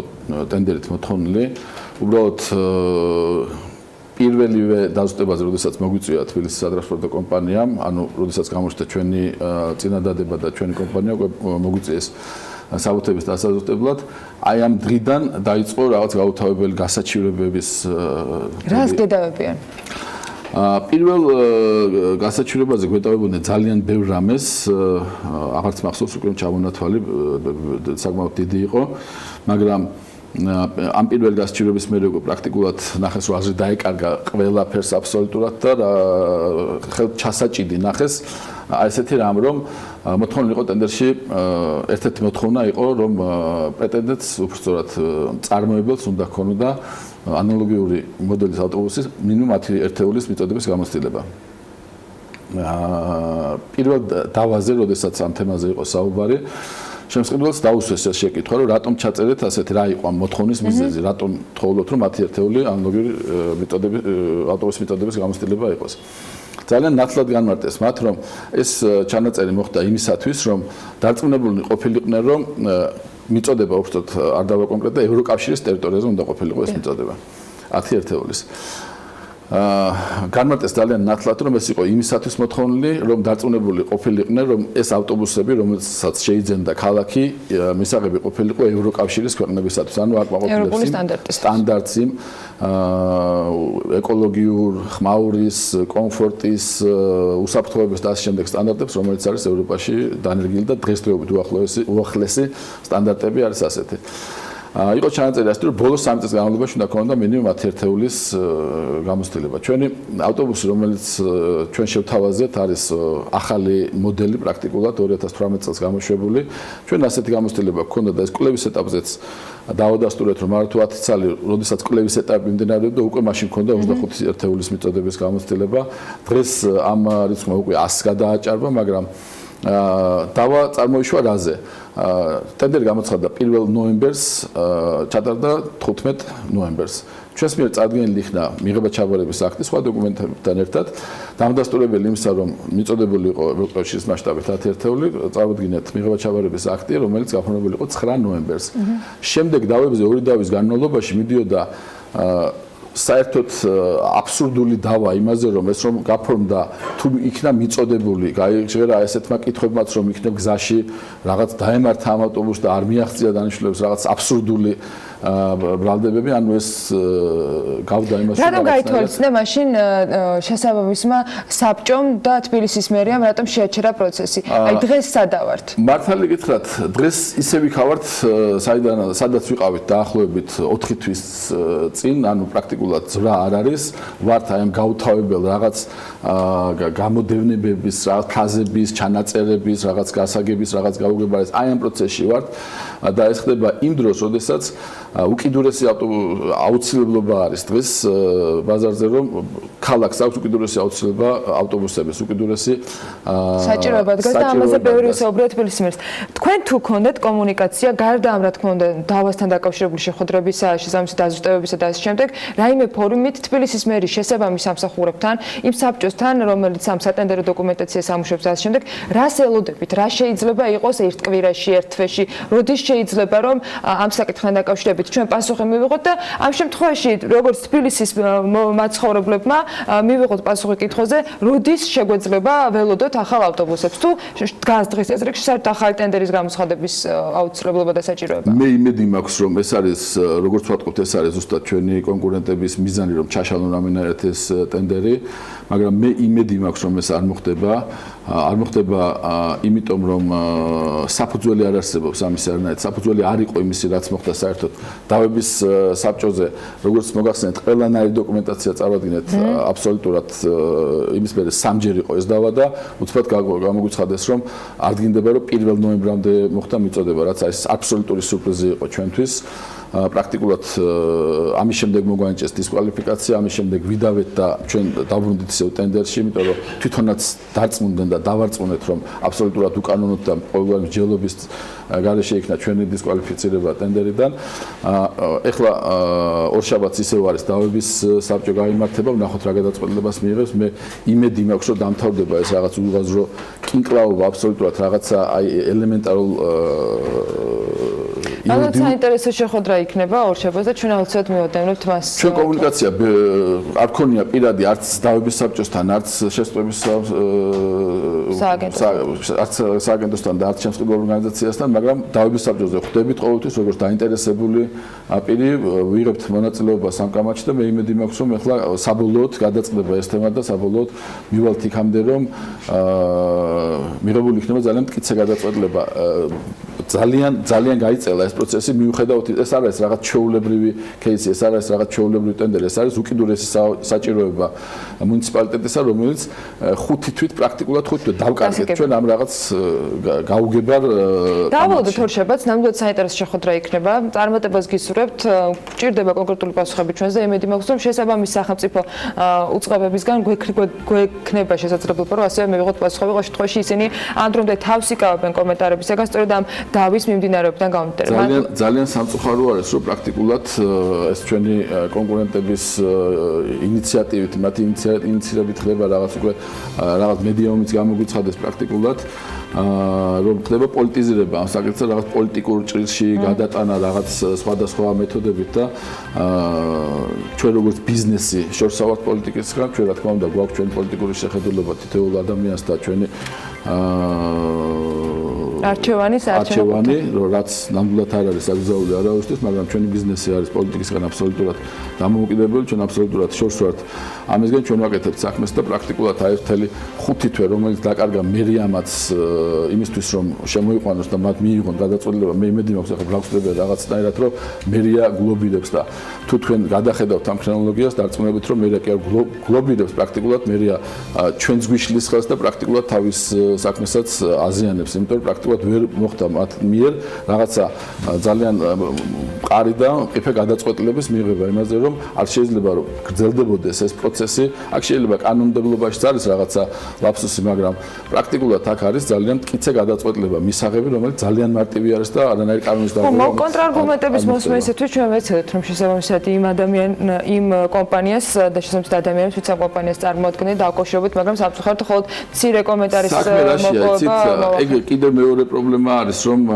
ჩვენ ვახსენეთ ეს კომპანიები ერთის მხრივ გრავიტა მეორეც მხრივ აი ეს ინტერავტო კომპანია რომელიც მონაწილეობენ თქვათ ამ პროცესში შეუძლებელი არის რომ აი ესეთმა მცირე ზომის კომპანიებმა რომელსაც ერთს ვერც მიაგენით მე როგორც გავიგე და უბრალოდ დარეგისტრირებული არის ეს კომპანია და არ ფუნქციონირებს მეორე რაღაც პატარა ავტოსახელოსნო არის რომელიც უბუქ ავტომობილებს ემსახურება და ამ თავდება და რაღაც თანამშრომლებიც ვერ ნახე ამ კომპანიის მართალი რო გითხრა ამ პროცესის განმავლობაში ხოლმე თეგმოტორს იურის წარმოადგენს ხოლოდ მათ და სხვა არავინ და იმიტომაც ვერ მოხერხდა თქვენი დაკავშირება გუში რომ მათ არ ყავთ ელემენტარულად ადამიანი ვინც ამაში ჩართული არის ამ პროცესში საერთოდ როგორ აპირებენ ასეთი კომპანიები როგორ იღებენ ამ რისკს და თბილისის მერიაც როგორ აბედინებს ასეთ კომპანიებს ანუ აბედინებს შეიძლება ცუდად თქვა არის მაგრამ უნდა იყოს ალბათ რაღაც გამოცდილება მოთხოვნა როდესაც შედიხარ ამ ხელა ტენდერში როდესაც იღებ ამ ხელა პასუხისმგებლობას ჯერ ავტობუსების მიწოდების ამ ხელა ლოგისტიკის რომელიც მარტივი არ არის და შემდეგ რაც ყველაზე მნიშვნელოვანი არის მათი მომსახურების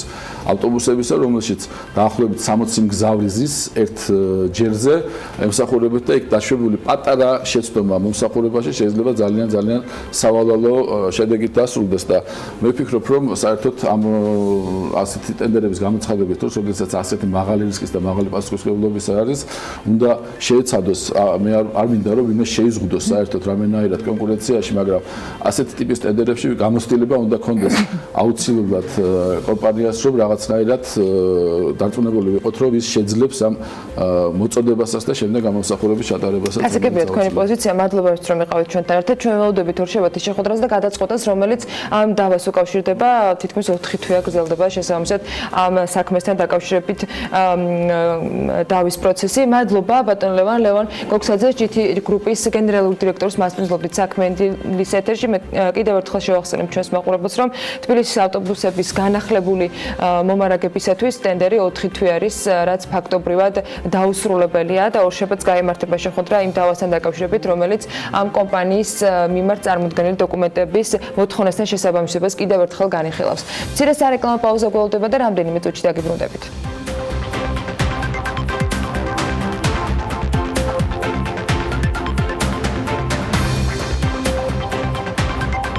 აჭარა უცხოელ ინვესტორებში ინტერესს კარგავს. წლების განმავლობაში აჭარა უცხოელი ინვესტიციებისათვის მოცულობით თბილისის შემდეგ მეორე ადგილზე იყო, თუმცა 2018 წელს ეს მოცემულობა რადიკალურად შეცვლილია და გარდა იმისა, რომ 2017 წელთან შედარებით FDI 91%-ით შემცირებულია მათი რიცხოვნობაც.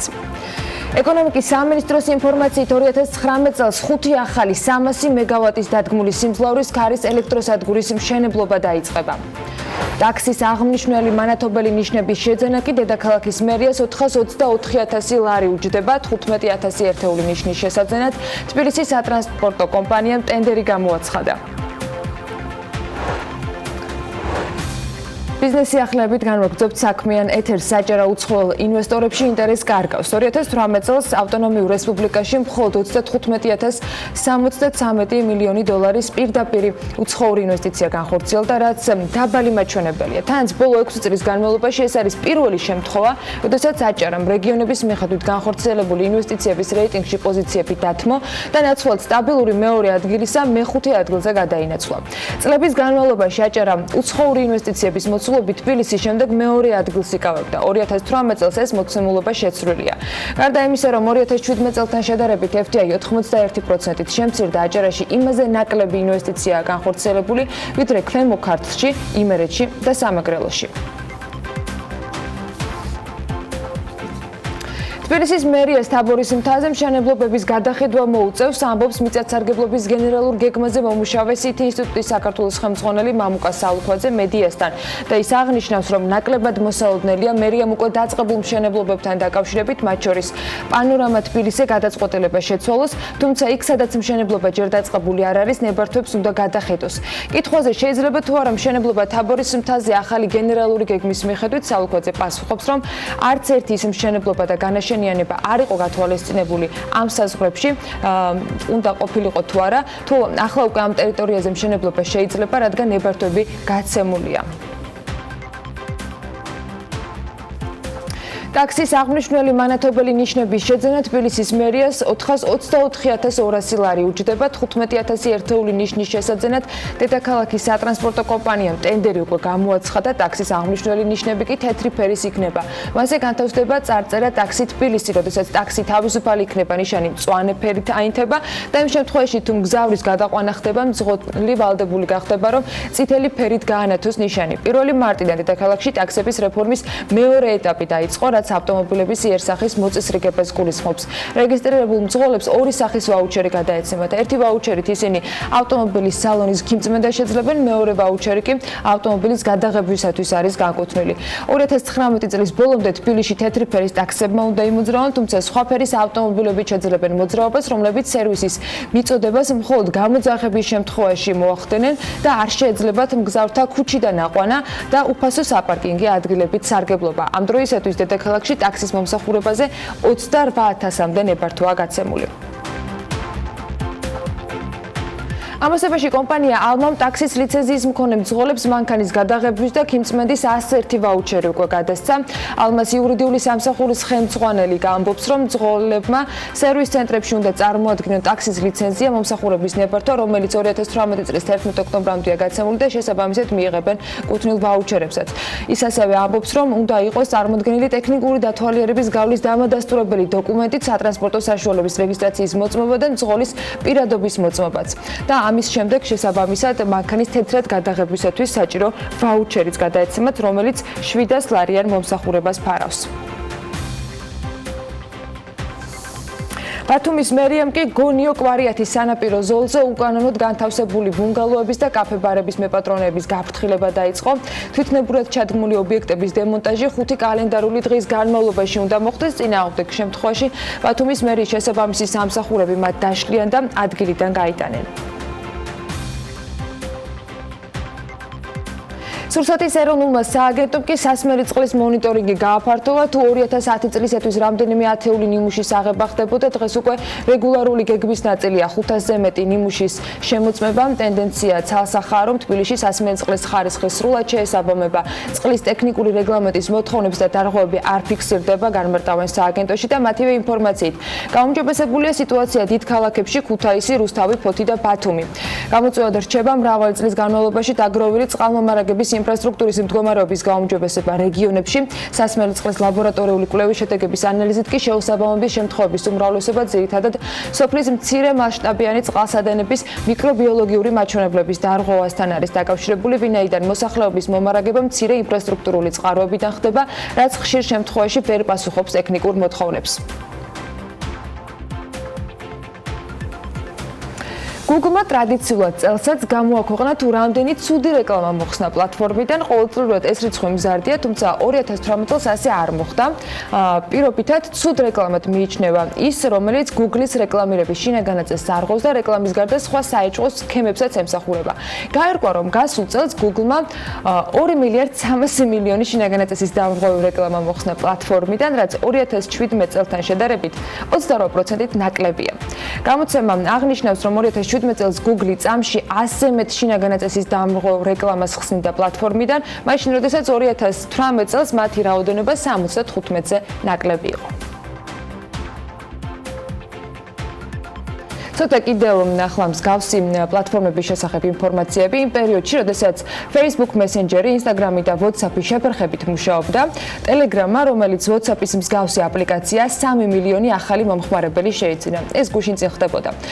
საკუთარ Twitter-ზე Telegram-ის შემქმნელმა და აღმასრულებელმა დირექტორმა პაველ დუროვმა დაწერა ამის შესახებ და მან თქვა, რომ კომპანიას შეუძლია ნამდვილად დაიცვას მომხმარებლების პირადი მონაცემები და ახალი წევრებისათვის ადგილი ყოველთვის მოიძებნება. აღსანიშნავია, რომ Telegram-ი Facebook-ისგან განსხვავებით რეკლამებისგან არ იღებს თანხას და მისი ძირითადი შემოსავალი მომხმარებლების შემოწირულობაა. ამ დროისათვის Telegram-ის მომხმარებლების რაოდენობა 200 მილიონს აღწევს. Twitter-მა კი მობილურ აპლიკაციაზე კამერის ფუნქცია განაახლა, რაც იმას ნიშნავს, რომ ამიერიდან მომხმარებელს აქვს შესაძლებლობა მიმოწერის გრაფაში მიმდინარე მოვლენას ფოტოთი, ვიდეოთი ან პირდაპირ ეთერით გამოეხმაუროს. ტექჩარტში წერს ამასთან დაკავშირებით ახალი ფუნქციის მეშვეობით კი გადაღებული მასალის ატვირთვა ნებადართული არ არის. მიმდინარე თემაზე ვიზუალური მასალით გამოხმაურება ახლად გადაღებული მასალების ატვირთვას ითვალისწინებს, მხოლოდ ახალი ფუნქციის მეშვეობით კი Twitter-ი პირდაპირ ეთერის სერვისის რეკლამირებას ცდილობს, რომლის მოხმარებაც აპლიკაცია Price-Copy-ის მეშვეობით არის შესაძლებელი, სხვათა შორის მიკრობლოგმა ის 2015 წელს შეიძინა. ჭუბერსა და ნაკრაში ნესკრა ჰიდრომ ადგილობრივი მოსახლეობის გადამზადება დაიწყო. ორი ხეობის მოსახლეობა მძიმე ტექნიკის იმ სახეობის დაუფლებას შეძლებს, რომელსაც თავად მოისურვებს. ტრენინგების მსურველთა პირველი ნაკადი კი ახალი პროფესიის ათვისებისათვის უკვე მზადყოფნაშია. დეტალები შეგვიძლია ჩვენი სიუჟეტიდან გავიგოთ. ჭუბერსა და ნაკრაში ნესკრა-ჰესის მშენებლობის მოსამზადებელი სამუშაოები მიმდინარეობს. ადგილზე მობილიზებულია მძიმე ტექნიკა. დასაქმებულების უმრავლესობა ადგილობრივი მოსახლეობაა, თუმცა პროექტის მასშტაბებიდან გამომდინარე მუშახელზე მოთხოვნა გაიზრდება. შესაბამისად, ნესკრა-ჰიდროს ახალი კადრების დაქირავება მოუწევს. სწორედ ამიტომ, როგორც კომპანიის ხელმძღვანელობა განმარტავს, საჭიროების მიხედვით ადგილობრივების გადამზადებას თავად უზრუნველყოფენ. ახლა მძიმე ტექნიკის ჯერია. მხოლოდ შენებლობის ეტაპზე დასაქმებული იქნება 1000-მდე მუშახელი.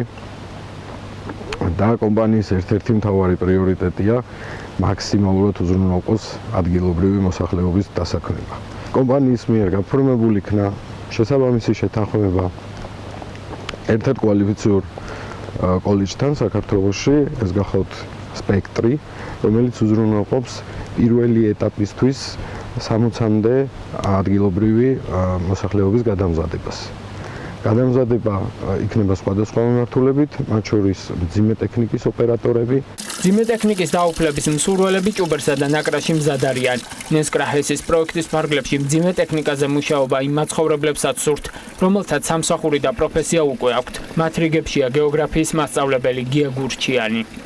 Directi, იმიტომ მაინტერესებს, რომ ჩემი კვალიფიკაცია კიდევ უფრო აიმაღლა და უფრო მრავალფეროვანი გავხადო ჩემი განათლება ამ სფეროში და თუ დავჭირდები კიდევ საერთო საქმეს, ეს იქნება მძიმე ტექნიკაზე მუშაობა თუ მსგავსი სხვა რამ, რა თქმა უნდა, ჩემთვის დადებითია პოზიტიური არის ის, როცა მე მაქსიმალურად ვიქნები ჩაბმული.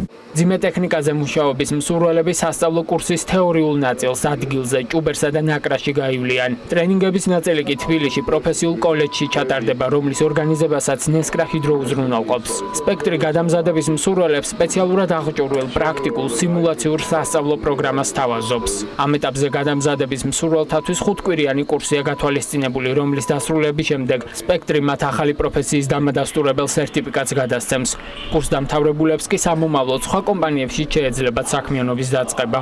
კურსდამთავრებულები ღებულობენ, რა თქმა უნდა, დიპლომებს, რომელი დიპლომი აღიარებულია ევროკავშირის ქვეყნებში, შესაბამისად მათ შეუულიათ ამ დიპლომით არა მხოლოდ ქართულ ეროვნულ სივრცეში, არამედ ევროკავშირის ქვეყნებში შეუულებრივად დასაქმდნენ და მიიღონ სამუშაო ვიზა. ინსტრუქტორები, რომლებიც ასწავლენ, ისინი გადამზადებული არიან როგორც ამერიკის USAID-ის პროგრამის დახმარებით, ესევე გერმანელი ექსპერტების დახმარებით, შესაბამისად მათი დონე არის ძალიან მაღალი და სწავლება, რომელიც ხდება ჩვენთან, არის მაღალ ხარისხში მიწოდებული, ამიტომ ნებისმიერი ჩვენი კურსდამთავრებული არის იმ ცოდნით აღჭურვილი, რომელიც უპირველესად ჭირდება ბაზარს და რომელსაც ითხოვს დამსაქმებელი კონკრეტული ადამიანებისა და კვალიფიკაციისთვის. ეს სასწავლო კურსები ერთჯერადი არ იქნება. ნესკრა ჰიდრო გადამზადების მსურველებს 2019 წლის განმავლობაში ელოდება. კიდევ ბევრი ძალიან საინტერესო სიახლე გვაქვს თქვენთვის და თან როგორც იქნა მივედით კახეთის სიახლეებამდე. მთავრობა თელავში ისტორიულ ბორცვებს შორის ტურისტული მარშრუტის და მასზე გამავალი საზოგადოებრივი სარეკრეაციო სივრცეების რეაბილიტაცია რეკონსტრუქციას გეგმავს. გამოცხადებულია უკვე ტენდერი განვითარების დეტალური საპროექტო სახარჯდახრიცხო დოკუმენტაციის შედგენას და შესყიდვის სავარაუდო ღირებულება საკმაოდ სოლიდურია, 1,085,000 ლარი. პროექტს მუნიციპალური განვითარების ფონდი ახორციელებს. პირობები კი ითვალისწინებს ურბანულ დაგეგმარებას, ლანდშაფტურ არქიტექტურულ გამწონებას, მომსახურების გაწევას და ასე შემდეგ. მოკლედ 29 მარტს დასრულდება ამ ნაწილში წინადადების მიღება, თუმცა ეს არ არის ერთადერთი თემა და მიმართულება, რომელზეც შეგვიძლია რომ დაინტერესებულ ადამიანებს, მათ შორის კომპანიას, რომლებიც ტენდერში მიიღებენ მონაწილეობას და რა თქმა უნდა, მათ ვინც თელავში ცხოვრობს, ანაპირებს რომ ესტუმროს, ძალიან ბევრ საინტერესო სიახლეს შესთავაზებენ უახლოეს მომავალში. გიორგი შენგელია, მუნიციპალური განვითარების ფონდის დირექტორი გვერდება საქმიანი დილის ეთერში. მოგესალმებით, მადლობა ტრადიციულად იმის რომ ხართ ჩვენთან ერთად და ტრადიციულად უხვი გვაქვს ჩამონათვალი იმ ყველაფრისა, რასაც მუნიციპალური განვითარების ფონდი გეგმავს უახლოეს მომავალში რომ გააკეთოს. მოდი დავიწყოთ უკვე ნახსენები თელავით. რა ხდება? დავიწყოთ კი ბატონო, მოგესალმებით კიდევ ერთხელ დიდი მადლობა რომ იჩენთ ინტერესს ჩვენი პროექტების მიმართ და აღმოსავლეთით დავიწყოთ და თქვენს ნებართვით დასავლეთისკენ გადავინაცვლოთ. იცით რომ მუნიციპალური განვითარების ფონდი ძალიან აქტიურია რეგიონებში და ეს არ შემოიფარგლება მხოლოდ კახეთით. მაგრამ თუ ვისაუბრებთ თელავზე, თელავის შემთხვევაში ეს გახლავთ მეორე ფაზა, შარშან როგორც მოგეხსენებათ, ჩვენ ძალიან მნიშვნელოვანი ობიექტები დავასრულეთ, მათ შორის ბატონის სასახლე, სადაც აბსოლუტურად განსხვავებული გარემო მოეწყო, იცით როგორ განახლდა მუზეუმი, კი ბატონო და ამავე დროს ჩვენ ძალიან აქტიურად ვიყავით ცენტრის მოწესრიგებაში ჩართული და ჩვენ შეგვიძლია ჩავთვალოთ, რომ ეს გახლავთ მეორე ფაზა თელავისთვის ახალი არეალების, ახალი მიზიდულობის წერტილების გასაჩენად და შესაბამისად ვიწვევთ ყველა დაინტერესებულ მხარეს ჩვენ არ ვიყენებთ პლატფორმებს, როგორც არის Google-ის სარეკლამო, ჩვენ თქვენი ეთერით ვცდილობთ პროფესიული ჯგუფები დავაინტერესოთ. და შეხვედრებით, რომელიც ორშაბათს არის ეს ტრადიციად ქცეულია, როდესაც ჩვენ მსხვილ პაკეტებს ვამზადებთ და ინტერესის სფერო დიდია, ამავე დროს ალბათ მნიშვნელოვანია ყველა კომპანიისთვის იცოდეს თუ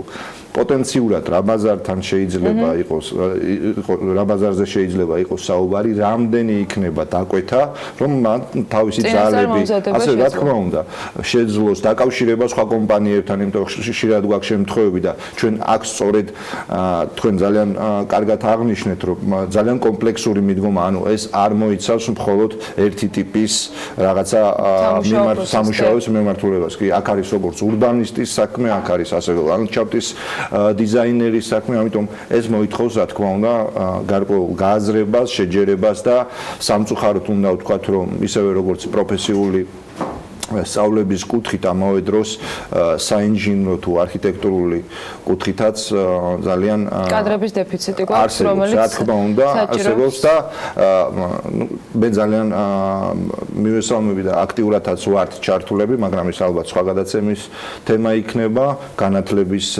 ინფრასტრუქტურის გაუმჯობესება. კახეთს ვერ გავწდებით, იმიტომ რომ სანამ დასავლეთში გადავინაცვლოთ, ჯერ ველისციხეც უნდა გამოვიაროთ, მაგრამ ორშაბათის შეხვედრა რადგან ვახსენეთ, მოდი ესეც უთხრათ ჩვენს მაყურებელს, ორშაბათს რა ხდება და ვისთვის არის საინტერესო. 12 საათზე ჩვენ ველოდებით აბსოლუტურად ყველა იმ ჯგუფს, ვინც დაინტერესებულია, როგორც სამშენებლო ჯგუფებს, ასევე რა თქმა უნდა, პირველ რიგში არქიტექტორებს და პროექტანტებს, იმიტომ რომ ეს გახლავთ პირველი რიგის სამუშაოები იქნება საპროექტო სახარჯდაღრიცხვა დოკუმენტაციის მომზადება. ჩამონათვალი ძალიან დიდია და გეოგრაფიაც ძალიან დიდია, დაახლოებით 7 დასახლებული პუნქტის ურბანულ განახლებაზე გვაქვს ჩვენ საუბარი, აღმოსავლეთიდან დასავლეთით თუ გადავინაცვლებთ და ეტაპობრივად გეტყვით.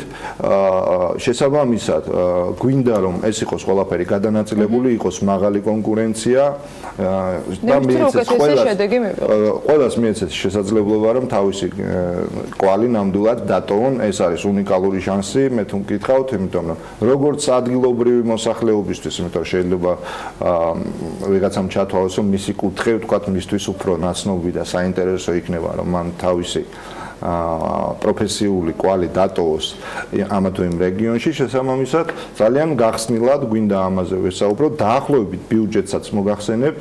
ეს მე მგონი უპრეცედენტო ბიუჯეტია, მსგავსი ტიპის საპროექტო დოკუმენტაციაზე დაახლოებით 5.500.000 ლარი გვაქვს ჩვენ გათვალისწინებული. ეს 7-ეს შემთხვევაში? დიახ. მეტნაკლებად დაბალანსებულად, ასე ვთქვათ, შეგვიძლია ვთქვათ, არც ერთი საპროექტო ობიექტი არ გახლავთ 500.000-300.000-ზე ნაკლები.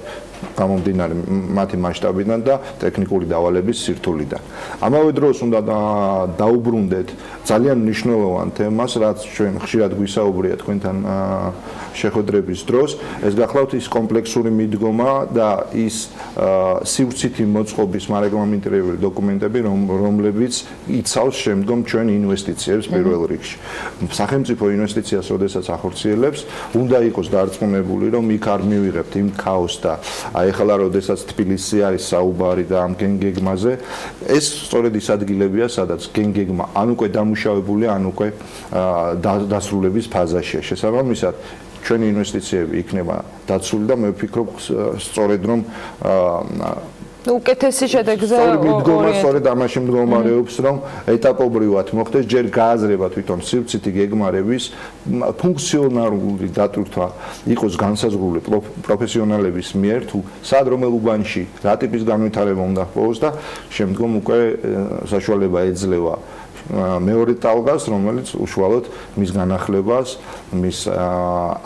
მისთვის ახალი სიცოცხლის შტაბერას ემსახურება. ასეთი არის იქნება ველისციხე, სადაც ისტორიული ქუჩები, ისტორიული უბნები იქნება აღდგენილი და საინტერესო დატვირთვაც არის, მათ შორის ტურისტული და ასე შემდეგ, მაგრამ მე თქვენგან მაინტერესებს ინფორმაცია კონკრეტულად რა კეთდება, ანუ მიზანი გასაგები არის, ბევრჯერ გვისაუბრია ამ თემაზე ამ სტუდიაში, რა გვინდა რომ მივიღოთ, მაგრამ რა ხდება, რა იცვლება, როგორ კეთდება, აი ამაზე ცოტა მეტი გითხრათ. სიმართლე გითხრათ, მიმდინარე კვირას გახდით ველისციხეში, სწორედ. მოგეწონათ? ძალიან მომეწონა.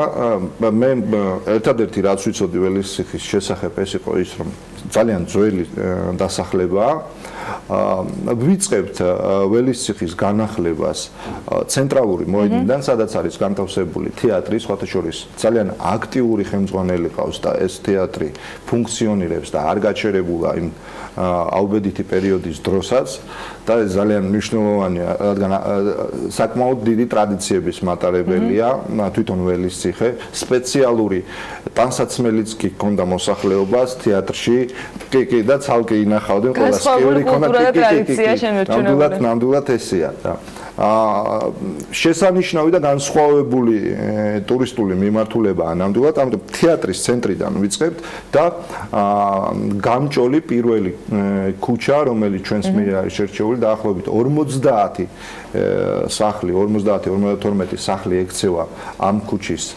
არეალში, კი ბატონო, რომლის განახლებაც მოხდება. განახლებაში, რა თქმა უნდა, ისევ და ისევ უბრუნდებით კომპლექსურ მიდგომას და ეს არ ნიშნავს მხოლოდ რომ ჩვენ შევღებავთ ღობეებს და გავლესავთ ფასადებს, ცხადია აქ საინჟინრო კომუნიკაციების იგულისხმება საფეხმავლო ბილიკები. რა მასშტაბის პროექტია საუბარი, დაახლოებით რა პერიოდზე გათვლილი, იმიტომ რომ გახსოვთ, ჩვენ თანხები და დროები გვაინტერესებს ყველაზე მნიშვნელოვანი. კი, ჩვენ ვფიქრობთ, რომ საპროექტო სამუშაოები სადღაც 6 თვე გასტანს და შემდგომ უკვე გვეწოდინება ზუსტი ბიუჯეტი, თუმცა ეს რა თქმა უნდა არ არის ერთეული მილიონი ლარი, დაახლოებით 10 ან შეგვიძლია ვთქვათ, რომ 2019 წელს მხოლოდ სტარტია. დაიწყება ნამდვილად არავინ არ შეკრიბდეთ და არ გითხრათ ტყუილი რომ ზუსტ დროს გეტყვით მით უმეტეს როდესაც რეაბილიტაციაზე საუბარი იქ იმდენი გაუთვლელი და გაუთვალისწინებელი გარემოება შეიძლება აღმოჩნდეს რომ ცხადია ძალიან რთულია ამის პროგნოზირება თუმცა ჩვენ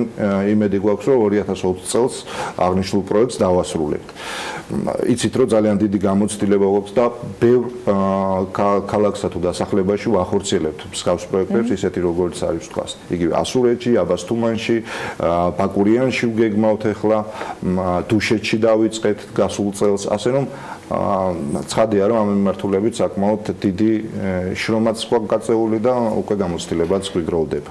კარგი, ეხლა ცოტა დასავლეთისკენ გადავიდეთ. შემდეგი ობიექტი გახლავთ სტეფანწმინდაზე როცა ვისაუბრებთ და ყაზბეგის რაიონზე როცა ვსაუბრობთ, აუცილებლად უნდა შევეხოთ თვითონ კლასტერს და ხოლო სტეფანწმინდი ჩვენ არ ვიფარგლებით, რა თქმა უნდა და განვიხილავთ კობს და თრუსოს ხეობას, როგორც იმ დიდი კომპლექსის შემადგენელი და ტურისტული კლასტერის შემადგენელ ნაწილს, რამაც უნდა უზრუნველყოს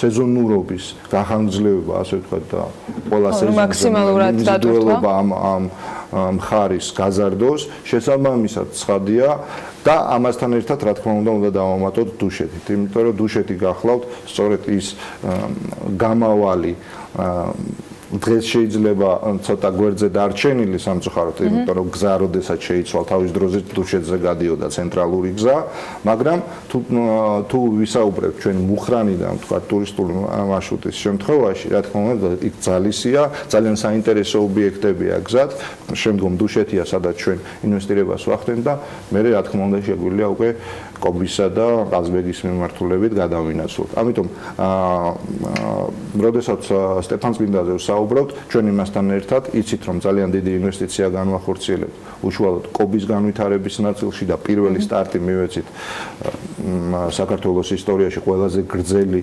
საბაგირო გზა გაკეთდა შარშან, შესაბამისად ამის განახლებაზეც გვაქვს საუბარი, თუმცა უნდა ვთქვათ რომ განსხვავებული დონორებიდან გამომდინარე თრუსო და კობს როცა ვახსენებ, სამწუხაროდ ეს შეგვიძლია უბრალოდ გავაჟღეროთ, რომ წარმოდგენაში და აი, როდესაც მარკეტის ბაზრის შესაძლებლობების შეფასებაზე გვაქვს საუბარი, ეს გქონდეს უბრალოდ ინფორმაციის სახით, იმიტომ დონორებიდან გამომდინარე ჩვენ ჯერ ვასრულებთ ამ პროცესს, ამიტომ შესაძლებლობა არ გვაქვს რომ ხვალ გამოვაცხადოთ. თუმცა ყაზბეგში რა თქმა უნდა მზათა ვართ და ყაზბეგის ცენტრალური ნაწილის მოწესრიგებაზე ჩვენ ტენდერს აუცილებლად გამოვაცხადებთ. ხად კიდევ უფრო დასავლეთისკენ ქუთაისისკენ გადავიდეთ, სადაც საკმაოდ მასშტაბური პროექტი გზად გორში უნდა გავჩერდეთ გორში, იქაც დაახლოებით ანალოგიური პროექტი გახლავთ, ერთ-ერთი ცენტრალური ქუჩის მოწესრიგებაზე გვაქვს საუბარი, ცენტრალური პარკის მოწესრიგებაზე გვაქვს საუბარი.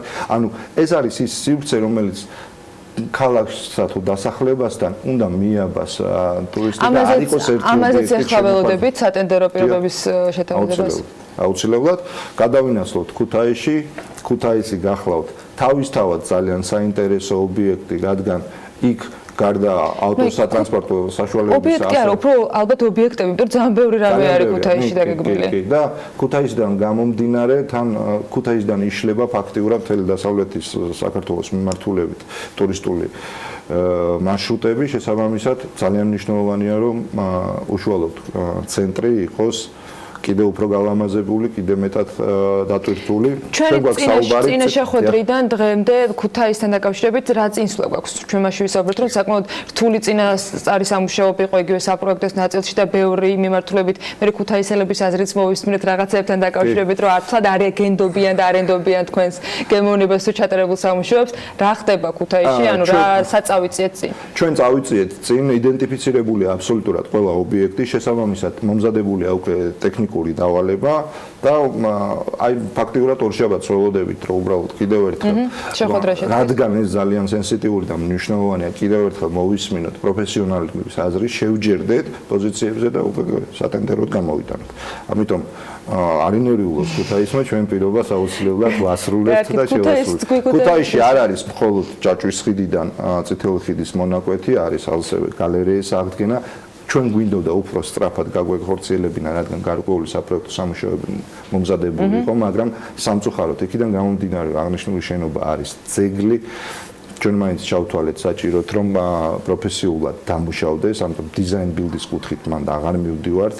გაკეთეთ ეს მომზადე საპროექტო დოკუმენტაცია დასრულე შეთანხმდეს ყველა ბენეფიციართან, ყველა დაინტერესებულ მხარესთან იყოს ჩართულობა და შემდგომ გავაკეთოთ მისი რეაბილიტაცია. თუმცა ეს დროში დიდ სხვაობას არ მოგცემთ, დამერწმუნეთ, რომ ჩვენ კიდევ უფრო მეტად გვინდა სწრაფად გადავნებთ თვალს. ქუთაისში ამავე დროს უნდა ვთქვათ, რომ საცურაო აუზთან დაკავშირებით კიდევ ერთხელ გავაჟღეროთ სამწუხარო რეალობას, იმიტომ რომ პრობლემებზეც ცხადია, რომ მათო კარგი ამბები არ აქვს.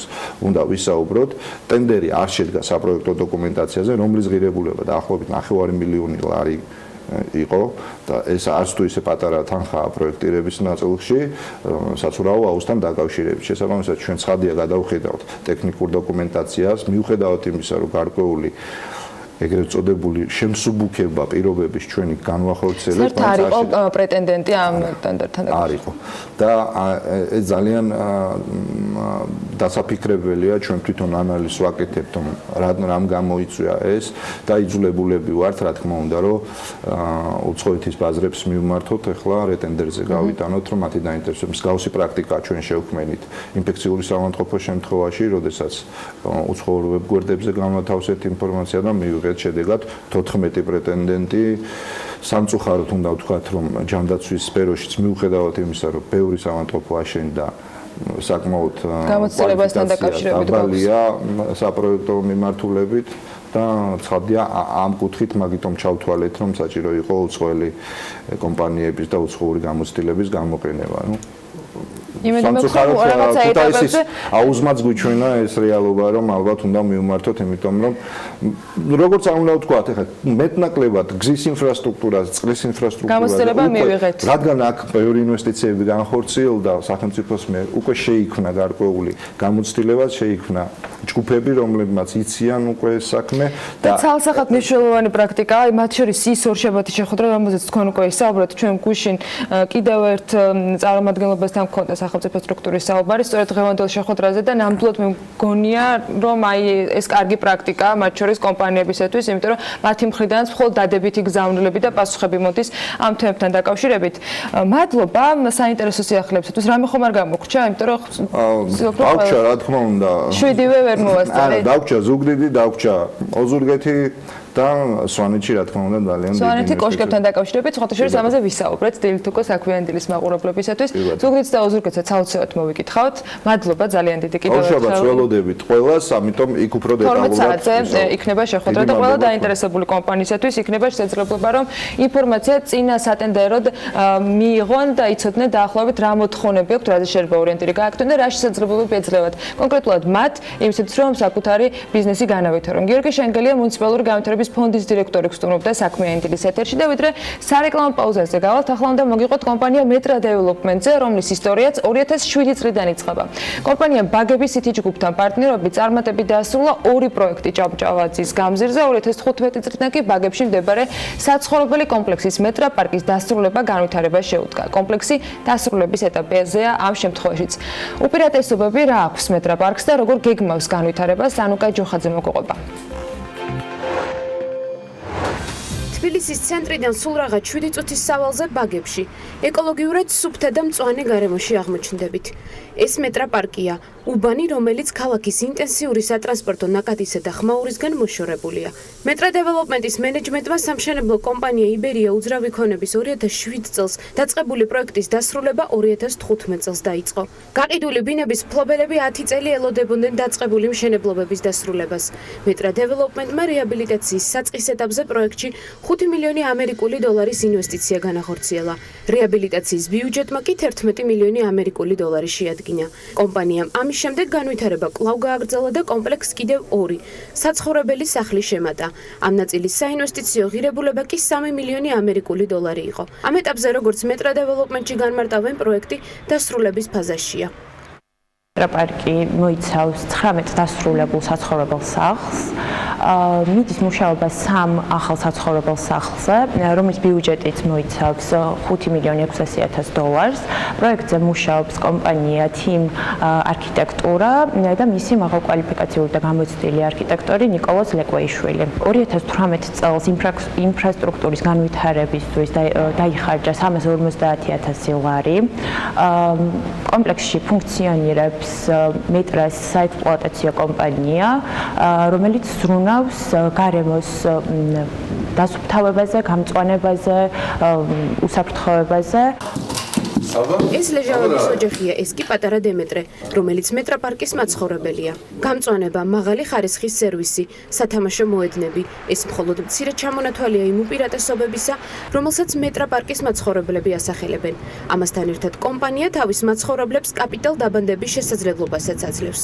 თავარ და უპირველეს უპირატესობა ის არის, რომ Metra-ში განსაკუთრებულად დიდ ყურადღებას აქცევენ მომსახურებას და იმ სტანდარტს, რომელიც დაწესებული არის დღევანდელ დღეს საქართველოში და არა მხოლოდ საქართველოში, მე შემიძლია თამამად ვქვა, რომ ევროპის ნებისმიერ ქვეყნის სტანდარტს პასუხობს. მეორე მხარე, რაც საკმაოდ მნიშვნელოვანია, ძალიან კარგი კაპიტალ დაბანდება არის, რომელიც სამომავლოდ შეიძლება გამოდგეს იმისათვის, რომ დააბანდოს კაპიტალი და რეალურად ამოიღო უკეთესი დიდი უფრო მეტი რაოდენობით თანხა, ასევე გამწვანებული ტერიტორია, ასევე გამართული ინფრასტრუქტურა, სათამაშო მოედნები თუ ასე შემდეგ და ბავშვებისთვის ხელსაყრელი გარემო იმისათვის, რომ დაცულად იგრძნონ მათ თავი. Metra პარკის პროექტი ეკოლოგიურად სუფთა და მაღალი ხარისხის სამშენებლო მასალებისგან აშენებული საცხოვრებელი კომპლექსის კონცეფციას ეფუძნება. ამ მიმართულებით კი Metra Development-ის გუნდი ყოველდღიურად აქტიურად მუშაობს. ერთ-ერთი ასეთი ვიზუალ არტისტი აბესალომ ყაველაშვილია, რომელიც Metra Development-თან ფრილანსერად მუშაობს. ყაველაშვილმა შექმნა ილუსტრაცია, რომელიც პირდაპირ ეხმაურება კომპანიის უმთავრეს მიზანს. უკვე რამდენიმე წელია, რაც თანამშრომლობ Metra-სთან, გაკეთა მრავალი პროექტი, რომლებიც ასე თუ ისე წარმატებულები გახდნენ, ასევე იყო საერთაშორისო ჯილდოები და საერთაშორისო პუბლიკაციები. ძირითადი კონცეფცია რაც იყო, მორგებული იყო მთლიანად იმაზე, თუ რა უპირატესობები აქვს თვითონ Metra პარკს, ეს არის გამწვანება, ნაკლებად დაბინძურებული ჰაერი, ამავდროულად ის, რომ ახლოს არის ქალაქის ცენტრთან. Metra Development-ის წარმომადგენლები ამბობენ, რომ მუდმივი ზრდისა და განვითარების სტრატეგია აქვთ არჩეული. შესაბამისად, Metra პარკის მაცხოვრებლებს სიახლეები ნამდვილად არ აკლიათ. მკაცრად დაცული სამშენებლო ვადები, ენერგოეფექტური პროექტები და მომხმარებელზე მორგებული გარემო. სწორედ ამ სერვისების შეთავაზება Metra პარკის ტერიტორიაზე უძრავი ქონების ფასის ზრდას განაპირობებს.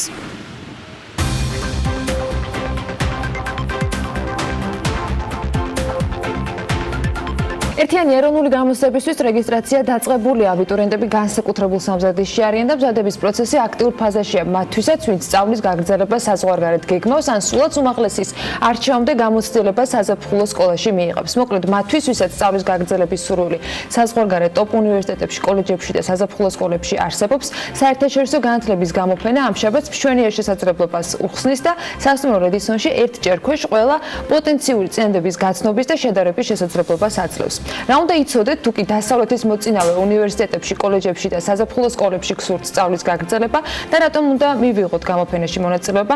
ამაზე მარიამ ადამიანია შემოგვიერთდა სტუმართან ერთად სასაუბროთ. მარიამ, დილა მშვიდობის. დილა მშვიდობის, ანა. თუ კი სწავლის გაგრძელებას საზღვარგარეთ გეგმავთ, გამოფენა თქვენთვის განსაკუთრებით საინტერესო იქნება. როგორია სასწავლებელში მიღების პირობები და ფინანსების შესაძლებლობები და საცხოვრებელი გარემო. ყველა კითხვაზე პასუხს უშუალოდ ამერიკული, ბრიტანული და ევროპული უნივერსიტეტის წარმომადგენლებისგან მიიღებთ. გამოფენა იქნება ასევე კომპლექსური ყველა საკუთრივი ჯგუფისთვის და თითოეული უნივერსიტეტისა და კოლეჯისა და საზაფხულო სკოლის წარმომადგენლებს გამოყოფილი ექნება საკუთარი მაგიდე, სადაც ერთ-ერთზე ექნება შესაძლებლობა კანდიდატებს უნივერსიტეტის წარმომადგენლებს გაესაუბრონ შეხვდნენ. ასევე გეტყვით იმასაც, რომ გამოფენაზე დასწრება თავისუფალია, ხოლო კონსულტაციის მიღება სრულად უფასო. გამოფენამდე ერთი დღით ადრე საქმიანი დილა საგანმანათლებლო სააგენტო ILL-ის დირექტორს მასპინძლობს და მეტ ინფორმაციას მერაბ გაფუნიას გამოვისმენთ. დილა მშვიდობისა, მადლობა რომ დილიდან ჩვენთან ერთად ხართ. ბატონო მერაბ, დავიწყოთ მთავარი კითხვით, რატომ უნდა დავესწროთ ამ გამოფენას და რატომ არის სასარგებლო და ინფორმატიული სტუდენტებისათვის და აბიტურიენტებისათვის? პირველ რიგში დავესწროთ იმიტომ, რომ ეს გაძლევთ უნიკალურ შესაძლებლობას, ეს გამოფენა, რომელიც ხვალ გაიხსნება რედისონ ბულევარდში 11 საათიდან 18 საათამდე იქნება, მათ დასწრება შესაძლებელი, რადგან ეს მოგცემთ უნიკალურ შესაძლებლობას, რომ უშუალოდ გაიაროთ გასაუბრებები, ინტერვიუები ევროპის, ამერიკის და დიდი ბრიტანეთის უნივერსიტეტებთან, კოლეჯებთან და საზაფხულო სკოლებთან.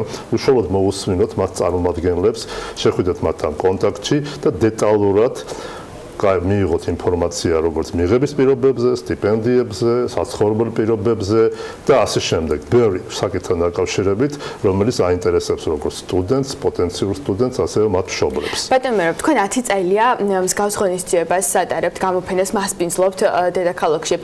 წელს რით იქნება განსხვავებული ეს გამოფენა და რატომ უნდა დააინტერესოს სტუდენტებს წელს განსაკუთრებით?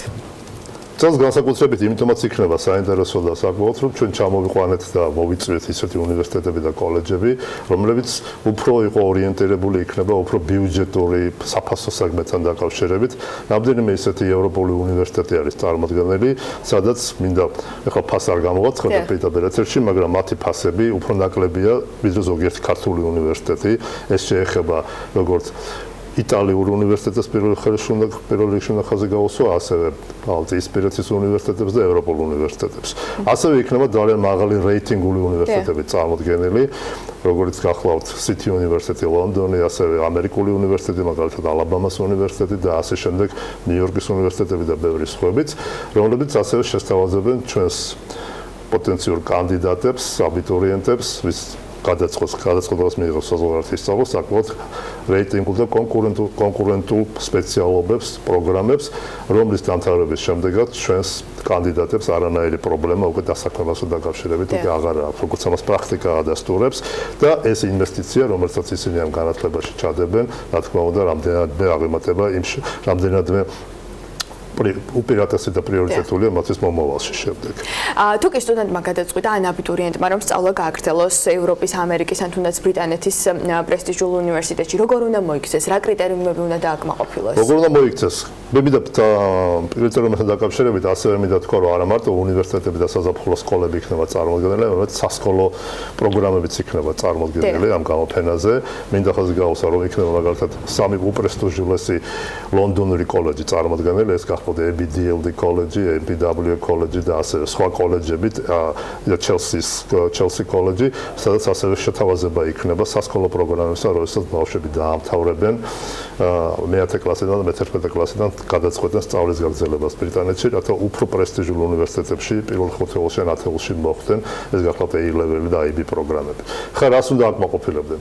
უნდა აკმაყოფილებდნენ აუცილებლად, რომ მათ უნდა ჰქონდეთ მაღალი GPA, ეს გახლავთ საშუალო მათი სკოლის ნიშნები. იქნები, მაღალი GPA აუცილებლად, ეს გახლავთ IELTS-ის და TOEFL-ის მაღალი ქულები, ეს გახლავთ ინტერვიუზე მაღალი შეფასების მიღება, როდესაც გასაუბრებაზე დაждდებიან და ასევე სხვა აქტივობები, რომელიც ძირითადად მოიცავს ისეთ აქტივობებს, როგორც არის აქტივობები სასკოლო პერიოდში, კონფერენციებში მიღება, საერთაშორისო კონფერენციები, ოლიმპიადები და ასე შემდეგ. და აგრეთვე კარგი არის ასევე, რა თქმა უნდა, სამოტივაციო წერილის დაწერაც, რომელსაც ასევე კარგი მნიშვნელობა ენიჭება. ბატონო, თუ კი ვერ აკმაყოფილებს დაინტერესებული პირი უნივერსიტეტის მოთხოვნას ამ შემთხვევაში რა ხდება? თუ კი ვერ აკმაყოფილებს ამ მოთხოვნებს, რა თქმა უნდა, ჩვენ IELTS აქვს სპეციალური ინგლისური ენის ცენტრი გახსნილი, სადაც 100-მდე ბავშვი სწავლობს ყოველ წელიწადს. ჩვენ ვეხმარებით მათ ინგლისური ენის მომზადებაში, საერთაშორისო გამოცდებისათვის სერტიფიკატებში, როგორც აღნიშნე IELTS, TOEFL, ასევე ვეხმარებით SAT-ში მომზადებაში, ასევე ერთერთი დახმარებით მომენტი არის, რომ სამოტივაციო წერილის დახმარებაში და მართლაც ჩვენ არ წერთ ამ სამოტივაციო წერილს, ისინი ბავშვები წერენ, მაგრამ მათ ჩვენ ვასწავლით, თუ როგორ უნდა შედგეს ეს სამოტივაციო წერილი და როგორ უნდა იყოს ჩამოყალიბებული და აგრეთვე უწევთ კონსულტაციებს, counseling-ს, ასე რომ ვთქვათ, University College counseling-ს, რასაც ჩვენი ძირითადი მიმართულებაა, თუ როგორი უნივერსიტეტები უნდა ავირჩიოთ იმ პირობებიდან გამომდინარე, რომელსაც კანდიდატი თავის აკადემიური და ფინანსური მდგომარეობით ჩვენ გავგაცნობს, რა იქნება მისთვის ყველაზე ხელსაყრელი და ოპტიმალური, რომელი ქვეყანა იქნება, რომელიც მათ შეესაბამება, რომ რაც შეიძლება უფრო რეიტინგულ უნივერსიტეტში წავიდეს, დაამთავროს და შემდეგ პრობლემა და შემდეგ იყოს კონკურენტული შრომის ბაზარზე. რაც შეეხება დაფინანსებებს და სტიპენდიებს, ამ მიმართულებით როგორ არის შესაძლებელი? რაც შეეხება დაფინანსებებს, სტიპენდიებს. ჩვენ გვაქვს ნაწილობრივი სტიპენდიები, რომელიც დაახლოებით შეადგენს $5,000-დან $10,000-მდე. არის, რა თქმა უნდა, შემთხვევები და როდესაც ჩვენ ვაგზავნით ჩვენ სტუდენტებს, რომ მათ იმდენად კარგი მონაცემები აქვს, რომ ისინი სრულ დაფინანსებასაც იღებენ, მაგრამ ეს გადაწყვეტილებას ამ შემთხვევაში იღებს უკვე უნივერსიტეტები და კოლეჯები. ამ შემთხვევაში შარშან იყო მაგალითად რამდენიმე შემთხვევა ამისი, განსაკუთრებით ეს შეეხება ისეთ უნივერსიტეტებს, ევროპულ უნივერსიტეტებს, სადაც ისინი მოხდნენ. მე მხედველობაში მაქვს სრულ დაფინანსებაში, როცა სწავლის გადასახადის უნივერსიტეტმა შესთავაზა, რომ თეატრ გადაიხადოს. ასევე ამ ნაწილობრივი დაფინანსებაც აბსოლუტურად არის წარმოქმნილი იქნება ამ გამოფენაზე, მათ შეუძლიათ ეს წინადადებებიც დასვან ჩვენს მონაწილეებთან დაკავშირებით და მიიღებენ სრულ და ამომწურო პასუხს. მაგრამ მართალია ამ შემთხვევაში ჩვენ უფრო ადრე უნდა ვემზადოთ, როდესაც ჩვენ დაფინანსებასთან დაკავშირებით კანდიდატი ჩვენთან მოვა რაღაც მაისის თვეში, რა თქმა უნდა დაგვიანებულია, რომ სექტემბერში მივდივართ, მაგრამ როდესაც ჩვენ ამას ყველაფერს სექტემბრიდან დავიწყებთ, ნოემბრიდან დავიწყებთ, ეხლაც არ არის აი ამ თვეშიც არ არის დაგვიანებული ბევრი უნივერსიტეტთან დაკავშირებით, აი ესეთი საკითხების განხილვა, რა თქმა უნდა, ამის მიღების შესაძლებლობები არსებობს და ბევრი ჩვენი სტუდენტს ეს მიუღია კიდევაც და საკმაოდ წარმატებითაც გამოუყენებია თავის საქმიანობას სწავლის პროცესში. რაც შეეხება საზაფხულო სკოლებს, რა პროგრამებზე ტარდება ტურები, როგორი ტურები ეწყობა, რას გულისხმობს, რა პროგრამებს მოიცავს და როგორ ხდება ეს ყველაფერი დაგეგმვა? რაც შეეხება საზაფხულო სკოლები, რა თქმა უნდა, აქ საკმაოდ მრავალფეროვანი არჩევანი არის. საზაფხულო სკოლები მოიცავს როგორც ენაში მომზადებას, მე მინდა ასაკობრივის გამოვაცხადო 10-11 წლიდან მიდიან ბავშვები. საზაფხულო სკოლები სადღაც 17 წლამდეც გახლავთ სასკოლო მოსწავლეებისათვის და ასევე 17-დან 25 წლამდე გახლავთ სტუდენტებისათვის. სტუდენტებისათვის საზაფხულო სკოლები განსხვავებული სისტემით არის, ხოლო მოსწავლეებისათვის განსხვავებული. რა მიმართულებები არსებობს აქ? ეს გახლავთ ენას პლუს აკადემიური პროგრამები, ენას პლუს ექსკურსიები, ენას პლუს ხელოვნება, სპორტი, მათ შორის ფეხბურთი, კალათბურთი, ტენისი და ასე შემდეგ. ასევე ენას პლუს ლიდერთა სკოლები, როცა კრეატიული აზროვნებისა და შეჯიბრებითობის პრინციპით ხდება სტუდენტების და მიმართულებები გახლავთ ესეთი როგორც აკადემიურ პროგრამებში მედიცინა, გახლავთ საინჟინრო პროგრამები, ბიზნესი და ეკონომიკა, საერთაშორისო ურთიერთობები და პოლიტიკა და ასე შემდეგ. რაც შეგვიძლია არის საზაფხულო სკოლები, რომელშიც შეიძლება თავიდან მხოლოდ ენის გაუმჯობესების თვალსაზრისით თუ წავალთ, მხოლოდ ეს იქნება ინტენსიური ინგლისური ენა, ან გერმანული, ან ფრანგული, ან ესპანური ნებისმიერი არჩევანი შეიძლება გაკეთდეს ნებისმიერ ამ ქვეყნებში, რადგან არჩევანი საკმაოდ ძალზე დიდია. ასევე საფასო სეგმენტიც არის საკმაოდ განსხვავებული. ჩვენ გვაქვს საკმაოდ დაბალფასიანი საზაფხულო სკოლებიც, ასევე საშუალო ფასიანი და მაღალფასიანი. ყველაფერი არის დამოკიდებული იმაზე, მშობლებს და სტუდენტებს რა კატეგორიის საზაფხულო სკოლები გვინდა ჩვენ ბავშვი გაუშვათ, როგორი საფასო სეგმენტში გვინდა რომ მოვაქციოთ ეს ბავშვები და ასეთ შემთხვევაში ეს არჩევანი საკმაოდ ფართოა. მე მინდა ყველა მშობელს და ყველა სტუდენტს უსურვო, რომ რეკომენდაცია გაუწევს საზაფხულო სკოლებში, რადგან ასეთ სკოლებში სწავლის დროს ბავშვები გადიან ადაპტაციას საზღვარგარეთ სწავლასთან დაკავშირებით და ერთხელ და ორჯერ როცა გავაგზავნით სანამ ისინი სკოლას დაამთავრებენ საზაფხულო სკოლებში, შემდეგ არც ერთ მათგანს აღარ უჭირს მე უნივერსიტეტში სწავლის გაგრძელება საზღვარგარეთ ნებისმიერ ქვეყანაში და მართლაც ეს უცხო აღარ არის და ეს ადაპტირების პროცესი საკმაოდ ადვილად ხდება. ვიდრე ისეთ ბავშვებთან დაკავშირებით, როდესაც 12 კლასის ჩათვლამდე საერთოდ არსად არ ყოფილა არც ერთ ქვეყანაში და უცბად მე აღმოჩნდება უცხო გარემოში. თქონდა ეს საკმაოდ მნიშვნელოვანი საკითხია და ბევრჯერ არის გამოცდილი და საკმაოდ გამოცდილება გვაქვს ამას დაკავშირებით, როგორ უნდა დავალაგოთ ეგ სისტემა ბავშვთან დაკავშირებით, არ გქონდეს ფსიქოლოგიური პრობლემა შემდეგ სწავლასთან დაკავშირებით. რაც შეეხება მაგისტრატურისა და ბაკალავრის მიმართულებას, ქართველი სტუდენტები ძირითადად რომელ პროგრამებს ირჩევენ და რომელ ქვეყნებზე აქვთ აქცენტი ძირითადად გაკეთებული? რა თქმა უნდა, რაც შეეხება ბაკალავრს და მაგისტრატურასთან დაკავშირებით, ორივეზე არის საკმაოდ დიდი მოთხოვნა. ქართველი სტუდენტები, როგორც ყველა ქართველი და ოჯახები არიან მაქსიმალისტები, ყველას უნდა რომ ყველაზე რეიტინგულ უნივერსიტეტებში წავიდეს, რადგან რეიტინგულ უნივერსიტეტებში წასვლა შემდეგ აპირობებს მათ გარანტირებულ დასაქმებას მომავალში. ეს გახლავთ ბრიტანული და ამერიკული უნივერსიტეტები და მესამე ადგილს შემდეგ მოდის აგრეთვე ევროპული უნივერსიტეტები, რომლებთანაც დაკავშირებით ქართველი სტუდენტები მიდიან. თანაფარდობა არის თითქმის თანაბარი, თუ როგორც ისინი ირჩევენ ამ საკითხს, ასევე რა თქმა უნდა მნიშვნელობა აქვს აქ საფასო სეგმენტსაც, მნიშვნელობა აქვს აგრეთვე სტიპენდიების მიღების შესაძლებლობებსაც და აი ეს ყველა ეს ფაქტორი შემდეგ აპირობებს უკვე გარკვეულწილად აი ამ სტუდენტების მადენებას. რა თქმა უნდა, გაჩნდა კიდე რა სპეციალობებიც მივდივართ, ესეც მნიშვნელოვანი მომენტია, მაგალითად მედიცინასთან დაკავშირებით, ჩვენ გვაქვს საკმაოდ სერიოზული შეთავაზებები იტალიური უნივერსიტეტებიდან, ასევე ბალტიისპირეთის უნივერსიტეტებიდან, რა თქმა უნდა, გვაქვს high class-ის უნივერსიტეტები, ამ შემთხვევაში ბრიტანული და ამერიკული უნივერსიტეტები, ყველაფერი დამოკიდებულია უკვე კანდიდატთან დაკავშირებით.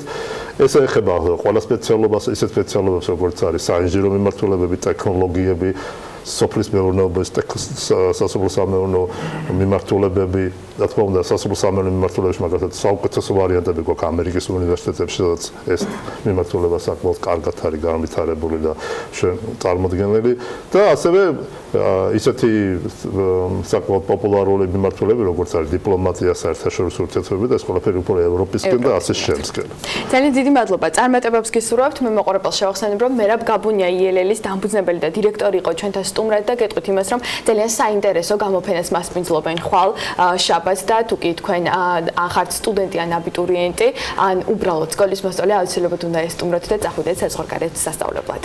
მადლობა მარიამ, შენ და მადლობა შენ სტუმარს საინტერესო ინფორმაციის გაზიარებისთვის. დაარწმუნებული რომ განსაკუთრებით აქტუალური თემა იქნება ამ დღეებში სწორედ ამ გამოფენასთან დაკავშირებული სიახლეები და ამ გამოფენიდან დაბრუნებული ახალგაზრდების თავმოწილებები, რომლებიც საკუთარ მომავალს დაგეგმავენ. ჩვენ კი ვიდრე სარეკლამო პაუზაზე გავალთ, ძალიან საინტერესო ამბავი გვინდა რომ გაგიზიაროთ. თბილისში დაზღვევის საერთაშორისო კონფერენცია ჩატარდა, სადაც ევროპული და ქართული სადაზღვევო კომპანიების პირებმა სადაზღვევო ინდუსტრიაში არსებულ გამოწვევებზე, ბაზრის ზრდის პერსპექტივაზე და ამ სექტორში დაგეგმილ და განხორციელებულ ინვესტიციებზე სხვა აქტუალურ თემებთან ერთად ისაუბრეს. კონფერენციის მთავარი თემა მესამე პირის პასუხისმგებლობის სავალდებულო დაზღვევა იყო. ელენე ჩომახიძემ ძალიან საინტერესო ინტერვიუ მოგვიმზადა GPA ჰოლდინგის სამმართველო საბჭოს თავმჯდომარესთან პიტერ თირინგთან და მოდით ვნახოთ ეს მოკლე ინტერვიუ. Mr. Thiering, first of all, thank you for this opportunity. მადლობა თქვენი დროისთვის. ცენტრალურ და აღმოსავლეთ ევროპის ქვეყნებთან შედარებით პენეტრაცია საქართველოს სადაზღვევო ბაზარზე დაბალია. თქვენი აზრით, რა არის ამის ძირითადი მიზეზი და რა მიგაჩნიათ განვითარების მთავარ ფაქტორად?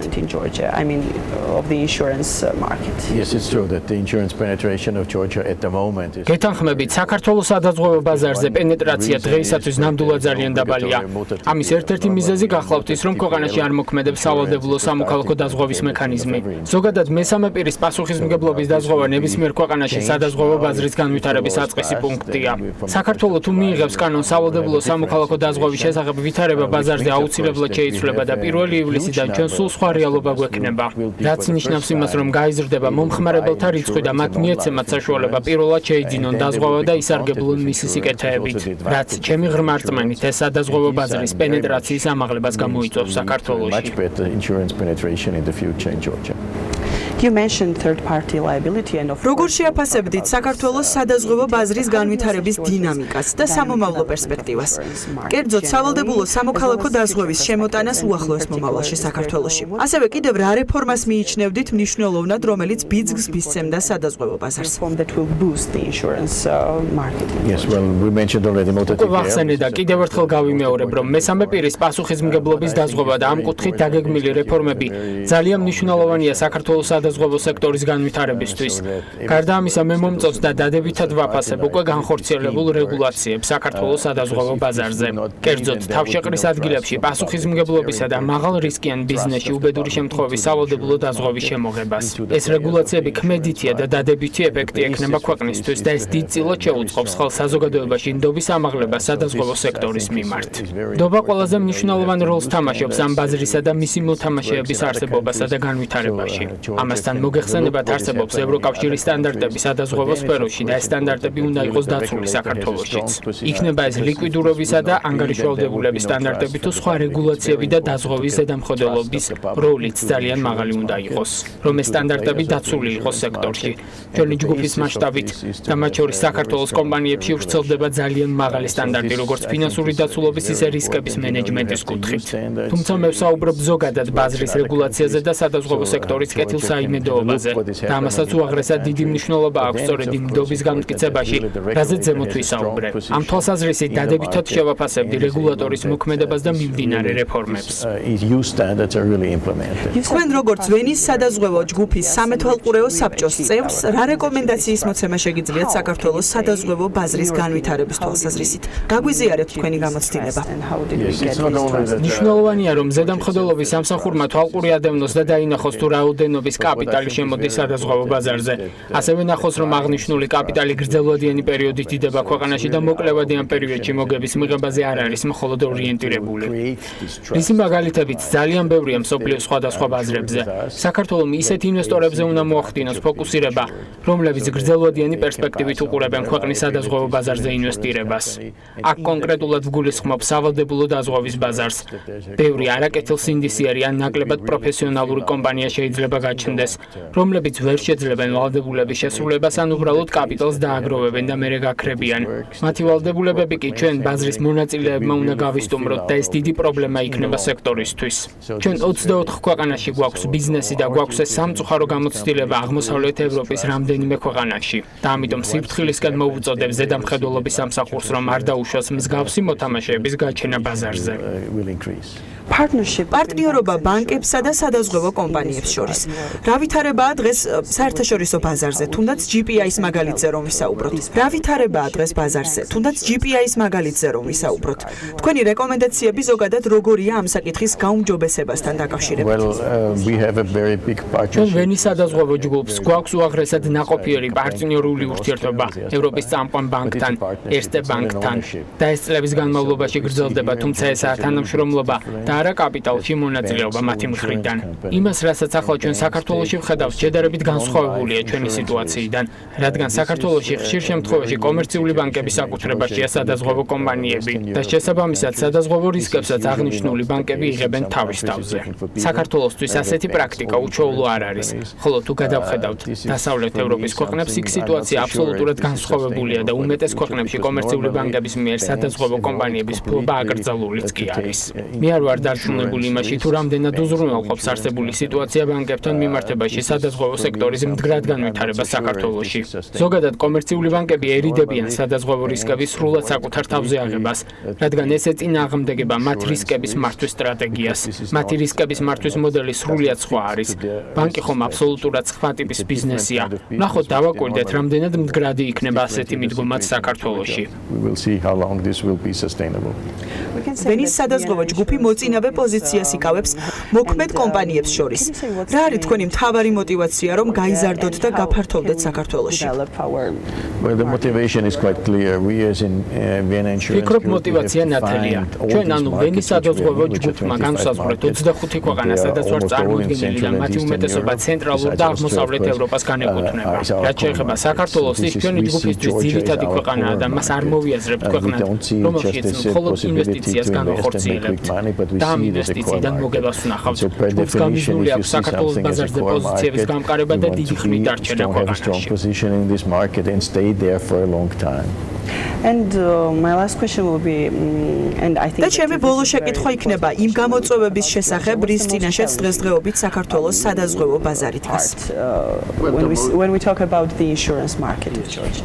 Of course, at the moment that the insurance penetration is extremely low. როგორც დასაწყისშიც აღნიშნე, სადაზღვევო ბაზარზე პენეტრაცია ქვეყანაში ამჟამად დაბალია და თუნდაც იმ მომხმარებლებმა, რომლებიც სექტორს მესამე მხარის სავალდებულო დაზღვევის ამოქმედების შემდეგ შეემატება, ელემენტარული არც კი იციან რა არის დაზღვევა, რადგან მათ არასდროს ჰქონიათ ის. ალბათ სადაზღვევო ატმოსფეროს შექმნა არის დღევანდელი დღის ყველაზე და აქტუალური დიდი გამოწვევა. დაზღვევის სექტორი უმნიშვნელოვანეს როლს თამაშობს ქვეყნის ეკონომიკაში და პირიქით ეკონომიკა დაზღვევის სფეროში. ახლა მთავარია რომ საზოგადოებაში დაზღვევის კულტურა ჩამოვაყალიბოთ და ვაჩვენოთ მათ ის ძირითადი სარგებელი, რაც გრძელვადიან პერსპექტივაში უკეთეს გახდის მათ ცხოვრებას. Thank you for a very interesting interview. Thank you very much.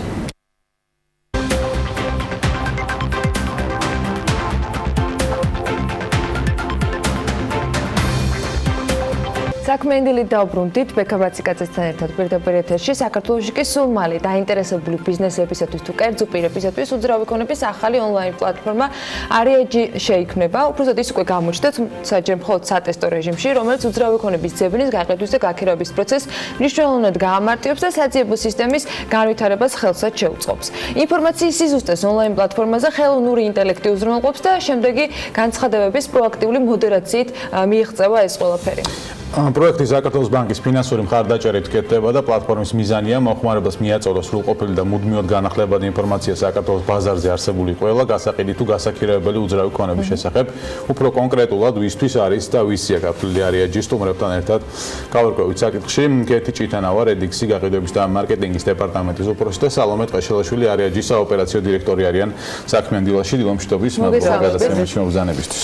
დავიწყოთ ჯერ იდეით საიდან გაჩნდა იდეა, რომ ARIAG შექმნილიყო, რა საჭიროება იდგა და რამდენად არის ერთის მხრივ საქართველოს ბანკის ინტერესი, რომ ამას ფინანსური მხარდაჭერა გამოუცხადოს და თანადგომა და მეორეს მხრივ ისეთი კომპანიისთვის, როგორც არის რედიქსი, რა ინტერესი არსებობს და რას წარმოადგენს ეს პლატფორმა მათთვის.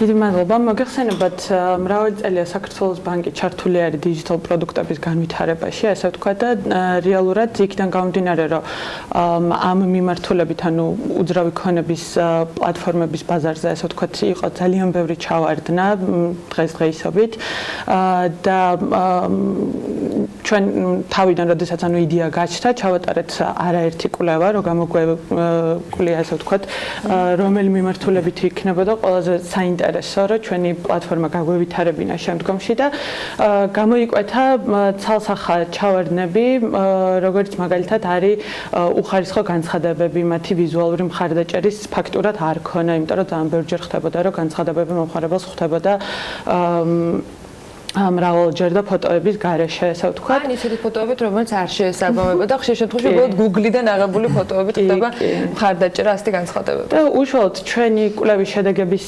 საფუძველზე, ასე ვთქვათ, ჩვენ შევქმნით მრავალი ტექნოლოგიური ფუნქცია, რაც ჩავაშენეთ ჩვენ პლატფორმაში და ვფიქრობ, რომ მისი უპირატესობა გარდა იმისა, რომ ვიზუალურად ძალიან დახვეწილი პლატფორმა შევქმნით, არის ის, რომ ბანკთან სინერგია კიდე გვაძლევს ჩვენ იმ საშუალებას, რომ უძრავი ქონების ბაზრის სხვა მომხმარებლებს მოურგებოდით და ხუთ მიმართულებით, ასე ვთქვათ, ვიმუშავეთ. პირველი ეს იყო, რა თქმა უნდა, მაძიებელი, იყო განთავსებლები და განთავსებლები აქ გულისხმობ მესაკუთრეებს თვითონ უშუალოდ უძრავი ქონები, შეიძლება იყოს ბიზნეს ცენტრის წარმომადგენლები, როგორც ამ შემთხვევაში ახლა რედიქსი არის ჩვენთან წარმოდგენილი, დეველოპერული კომპანია რომლებიც სხვათა შორის აქამდე ესე მასიურად არ ათავსებდნენ თავიანთ ქონებებს და გაყიდვები მაინც ჰქონდათ ხოლმე direct sale-ებით, ასე ვთქვა და მარკეტინგით.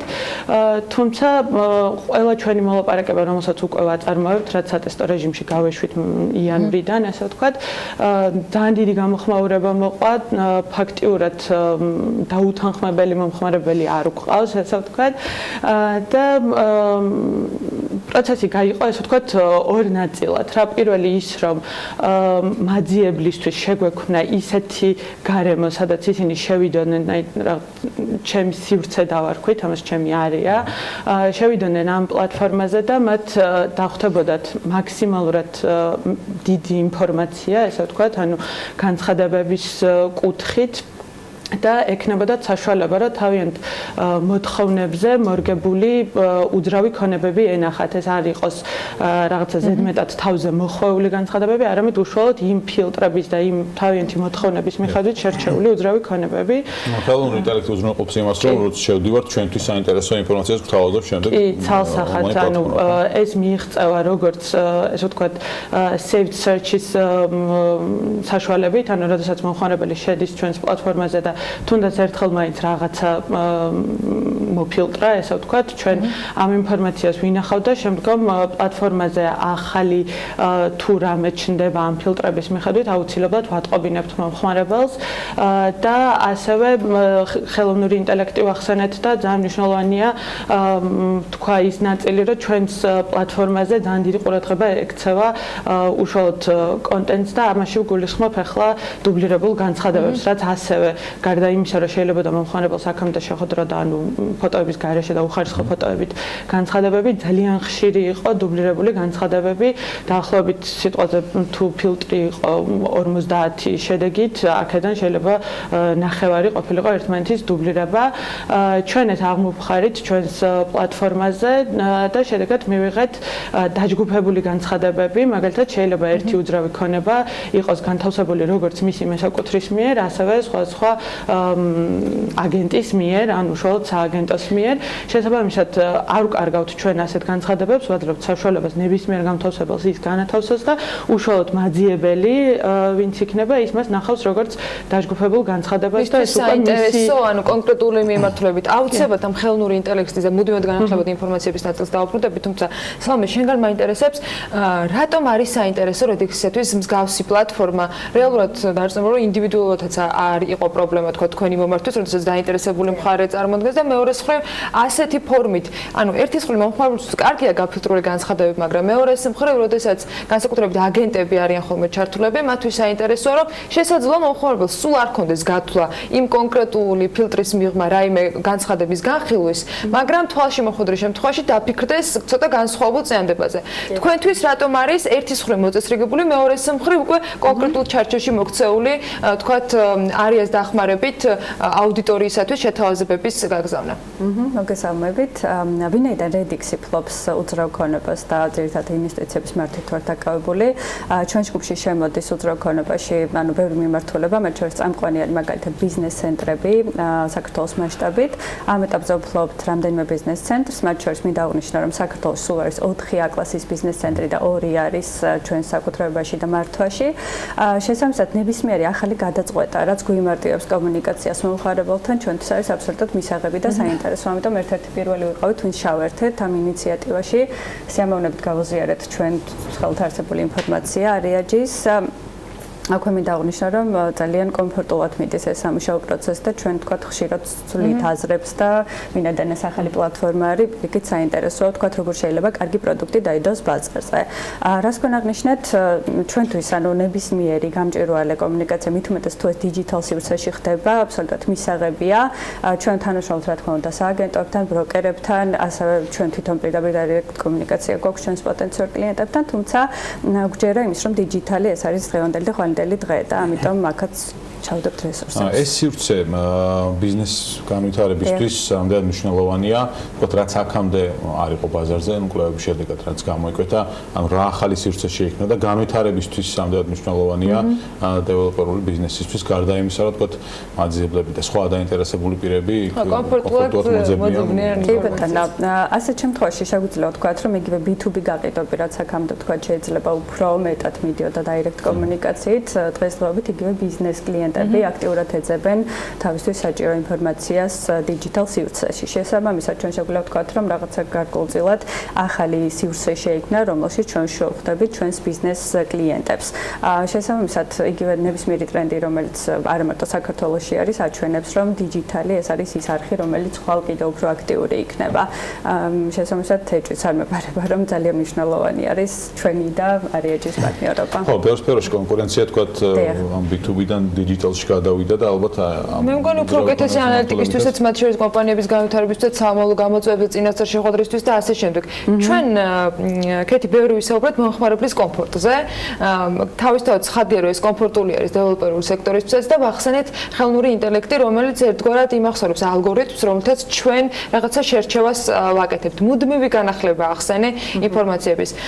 როგორ ხდება, რა პრინციპზე დაფუძნებით არის? გავიგე, რომ ეს ფილტრების დახმარებით გვაწვდენ, აი მე კონკრეტულად ერთ ადამიანს იმ ინფორმაციას, რომელთაც ვიყავი თქვა დაინტერესებული, მაგრამ ხომ შეიძლება რომ ეს შევცვალო, ჩემი ინტერესები რამდენ ხანში ერთხელ ახლდება, მათ შორის ჩემზე მორგებული ალგორითმი, რა პრინციპით გაახლდება და რატომ გადაწყვეტ, რომ იყოს საჭირო და აუცილებელი, რომ რაღაცა ერთი ადამიანისთვის ცალკე ყოფილიყო ერთგვარად არარსებული ადამიანი, მაგრამ მაინც ცალკე პერსონა, ამ შემთხვევაში ხელოვნური ინტელექტი, რომელიც ჩემთვის შეარჩევდა ამ განცხადებას. კი, თავიდანვე, როდესაც ამ პროექტზე მუშაობდით, ჩვენთვის ძალიან მნიშვნელოვანი იყო ინდივიდუალური მიდგომა ნებისმიერი მომხმარებლის მიმართ და უშუალოდ ისიც, რომ ჩვენ დიჯიტალში გადავიტანეთ უძრავი ქონების სხვადასხვა სექტორები და უშუალოდ ეს თუნდაც აი ბიზნეს ცენტრები, რომლებიც აქამდე არასდროს არ გვხვდებოდა ონლაინ პლატფორმებზე და იყო მხოლოდ აი კერძო საოფისე ფართები.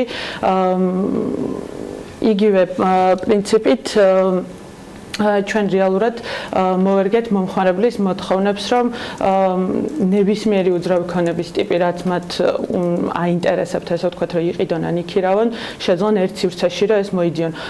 რაც შეეხება მოთხოვნების ცვლილებას, ეს ავტომატურ რეჟიმში ხდება, ანუ ნებისმიერი სიახლე, რომელსაც თქვენ ჩვენს პლატფორმაზე, ესე ვთქვათ, დააფიქსირებთ თქვენი ფილტრების ცვლილების შესაბამისად, ეს აისახება მომენტალურად და ჩვენ შემოგთავაზებთ იმ ფილტრებზე მორგებულ უძრავ ქონებას, რაც შეგვიძლია თუ არა ეგრევე საიტში.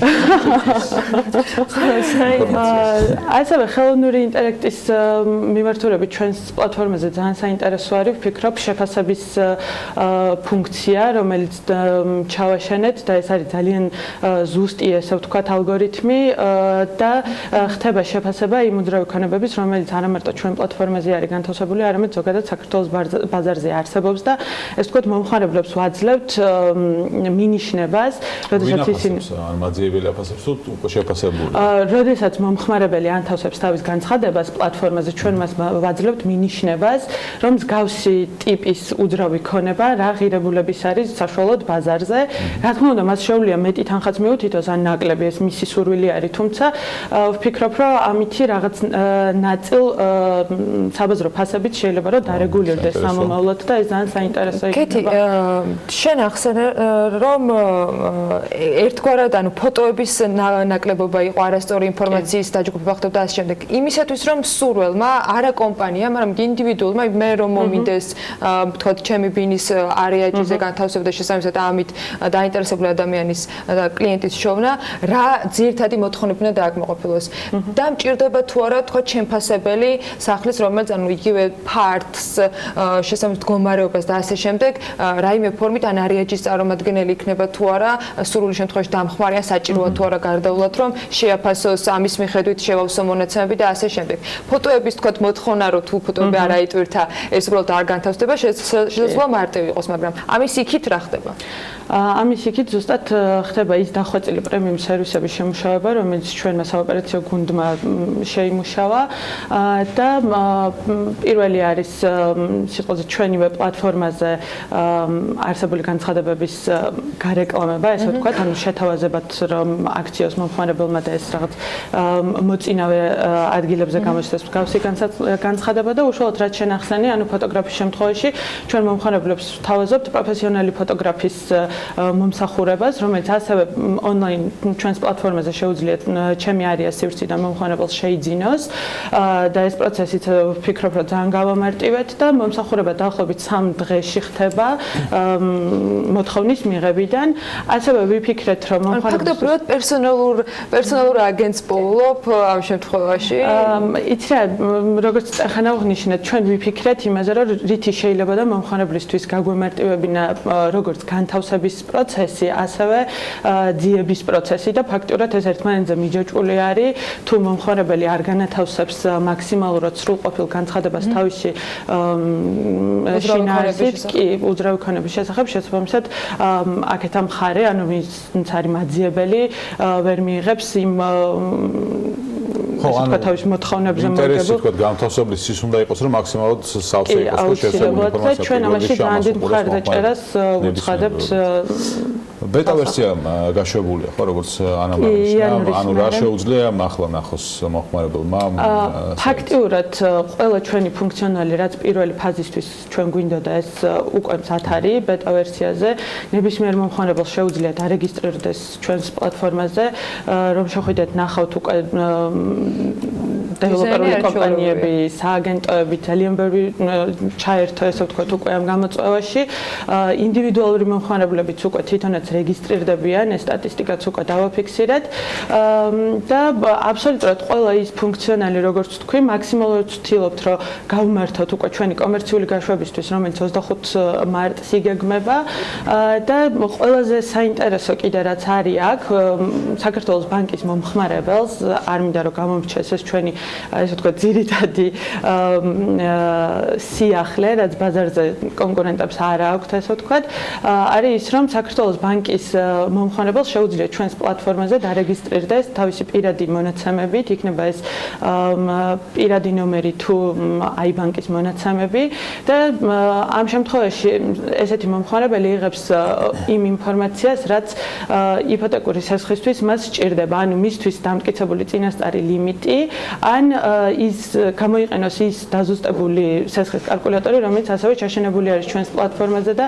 ბანკთან სინერგია გვაძლევს ამ საშუალებას, რომ ის იყოს უზუსტესი, ესე ვთქვათ და თავისი მონაცემების განახლებით შეიძლება იყოს ისეთი შემთხვევა, რომ მომხმარებელი ბოლო 6 თვის განმავლობაში სიტყვაზე ბანკში არ ყოფილა და არ განუახლებია თავის შემოსავალი და მას ეძლევა საშუალება პლატფორმის საშუალებით გააკეთოს ეს ან შეიტანოს ეს ცვლილებები და დაახლოებით 20-25 წამის განმავლობაში მას უბრუნდება უკან პასუხი იმასთან დაკავშირებით, თუ მისი ლიმიტი არის შესაძლებელი რომ გაიზარდოს და კიდევ უფრო კარგი რაც არის ამ შემთხვევაში, მას იმ შემთხვევაში თუ ლიმიტი უბრუნდება უკან, სიტყვაზე რაღაცა X თანხა, ამ თანხის შესაბამის უძრავ ქონებებს გამოუჩენთ ჩვენ მომხმარებელს, რომ მისი გადაწყვეტილება კიდევ უფრო ესე ვთქვათ მარტივი იყოს და დაიღოს თავარი და ყველაზე მნიშვნელოვანი დრო, როდესაც გაქვს შესაძლებლობა რომ ძალიან ბევრი ნაბიჯი გავამარტივეთ. კარგი ველოდები, ქაშის ახალ სახლებაზე დაპატიჟებას მაშინ. მადლობა თქვენ იმისათვის, რომ მას საინტერესო პლატფორმა გაგვაცანით, რა თქმა უნდა, შექმნით და ხართ პარტნიორები იმისათვის, რომ კიდევ უფრო მეტი საინტერესო წინადების განხილვის შესაძლებლობა გქონდეს. კიდევ ერთხელ ძალიან დიდი მადლობა სტუმრობისათვის. კეთი ჭითანავა, რედიქსის გაყიდვების და მარკეტინგის დეპარტამენტის უფროსი და სალამათ ყეშელაშვილი, არიაჯის საოპერაციო დირექტორია. საქმიანი რედიქს და არიაჯის სტუმრები და წარმატებები პლატფორმას, რომელიც სხვა თუ არაფერი გასაკუთრებულ აზარს შეიცავს, როცა შეგიძლია რომ გადახედო რა ხდება უძრავი ქონების ბაზარზე და იფიქრო მათ შორის როგორ გაიმჯობესო ცხოვრება საცხოვრებელი სახლის, საოფისე ფართის თუ ასე შემდეგ მიმართულებით. მოკლედ ასეთი სიახლეებია და თვითონ ვებგვერდის მოქნილობაზე თქვენ შეგიძლიათ გადაამოწმოთ არიაჯის უნდა ესწროთ. ახლა წინ კიდევ ერთი ძალიან საინტერესო ამბავი გულდება, ოღონდ სარეკლამო პაუზის შემდეგ რამდენიმე წუთში ელენე კვანჭილაშვილთან ერთად გიბრუნდებით.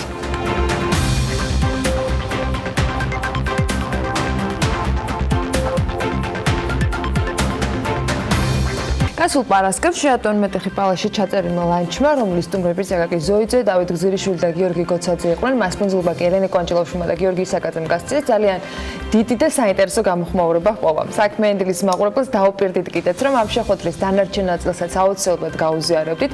კადრს მიღმა რა დარჩა, ესეც არანაკლებ საინტერესოა, თუმცა დღევანდელი ეთერისათვის რა დაგვრჩა მოსაყოლი, ამას ელენე თავად გვეტყვის, რომელიც საქმიანი დილის სტუდიაში შემოგვერთა. ელენე დილამშვიდობის. დილამშვიდობის. მიხარია თქვენ თავად. საქმის არ უშევთ ხო ამ ინახოს პარას. ნახე როგორი პატივი ხვდა წილად რომ ჩვენთან ერთად წარადგენ. ესე იგი, ჩემი საყვარელი ნაწილი ამ ლანჩში არის დავასაც ვერ დავარქმევ. კამათი, სუბუქი კამათი.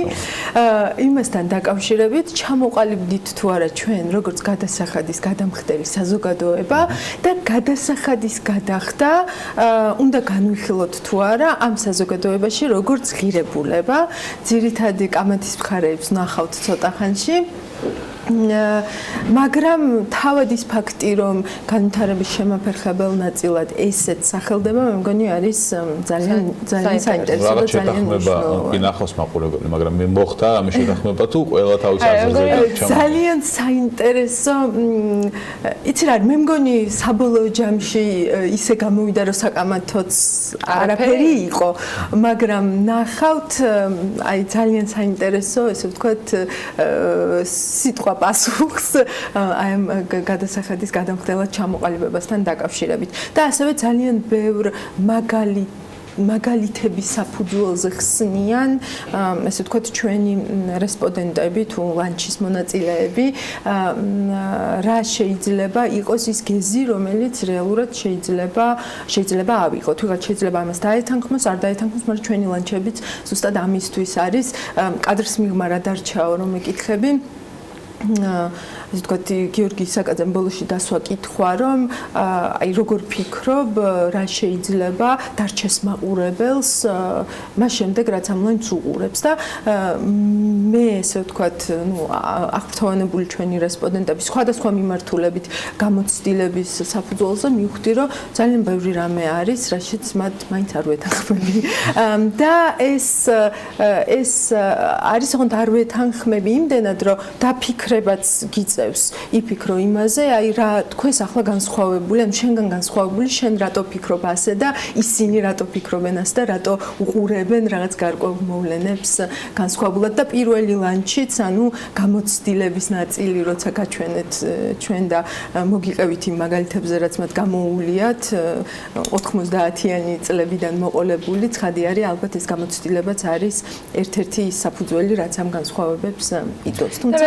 ნამდვილად დასაფიქრებელი ლანჩი გამოვიდა ეს მეორე სერიაც მე მგონი პირველი სერიაც არის ის შეკრება ის დიალოგი ის დისკუსია თუნდაც გამოთი როცა შენ ცდილობ მე როგორც მაყურებელი იგივე კითხვებზე გასცე პასუხები საკუთარ თავთან კონდეს რაღაც არგუმენტების ძიება ან მეორეს მხრივ როცა პირველ ნაწილზე ვსაუბრობთ დაფიქრდე შენ როგორ უყურებ ამას როგორ აღიქვა რომელიც სწორი გადაწყვეტილება იყო არ იყო და რამდენად არის ის რეალობა როცა ზუსტად იბნელ 90-იანების პერიოდს იხსენებენ რესპონდენტები დღევანდელისგან განსხვავებული და სად ვართ დღეს ზუსტად ან რა გამოწვევების წინაშე ვდგავართ რაღაცნაირად აი თითქოს ბოლომდე შეიკრა ანუ აი ეს კითხვაზე პასუხი რა კამათუ ამ შემთხვევაში ტელევიზორს ხო ზუსტად იმედი მაქვს რომ ეგ ხდება სადღაც გაიჟღერებს მაინც ალბათ ის შენი აზრიც ხო ანუ ბევრი ასეც აი მე ესე არ მგონია ან მე ესე ვიტყოდი კიდე ნამდვილად საინტერესოა თუ თქვენს გაქვთ მსგავსი კამათი თლად ტელევიზორის წინ დადგებით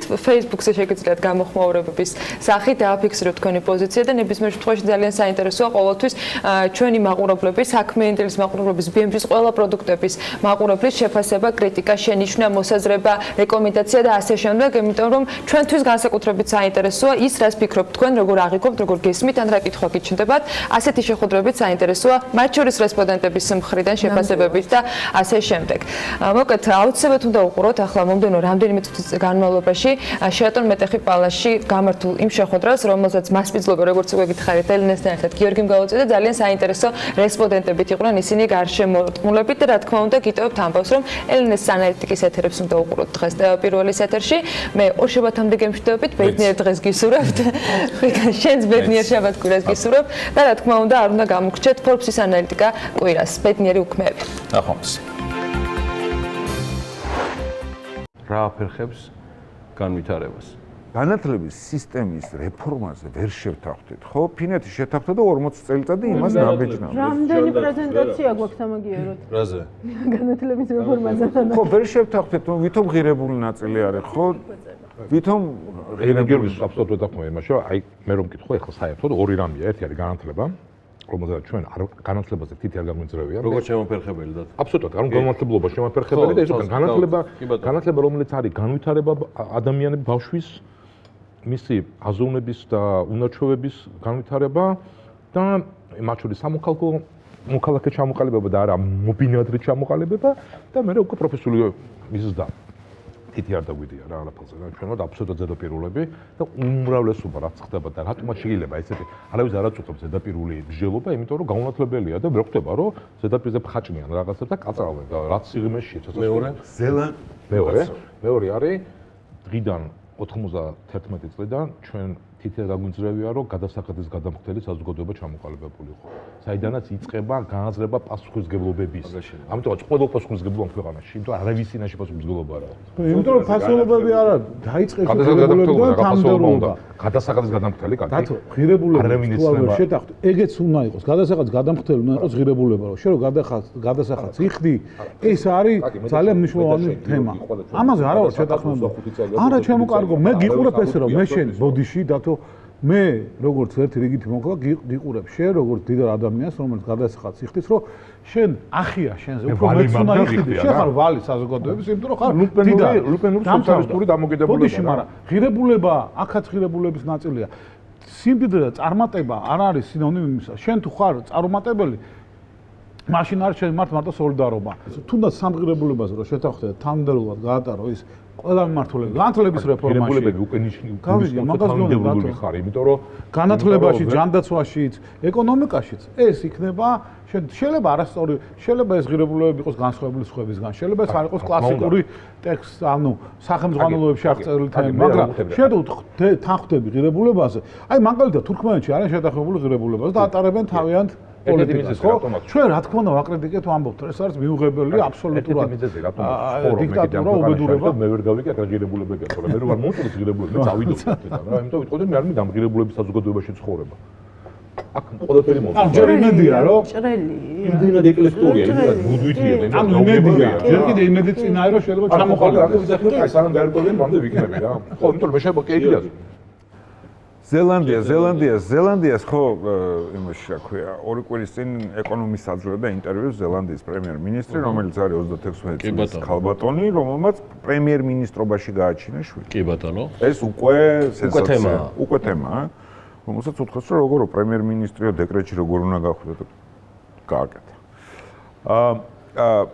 მის მთავრობის ამომავალი წერტახა ზელანდიაზე ვსაუბრობთ, მისი ეკონომიკა ალბათ ვიცით, პატარა არ არის, სადღაც აწყობილია. ყველაფერი გასაგები. ავტობუსზე დაიგვენებს დიდი ნიუსი არის ეს მაგალითად. მის დავასრულებ ახლა. საჩადო ღირებულება. პრიორიტეტი მათთვის არის ბავშვის ადრეული განათლება. ბავშვის ადრეული განათლება ვსაუბრობთ 0-დან 3 წლამდე. იმიტომ კი არა რომ ქალმა ბავშვი გააჩინა გულში.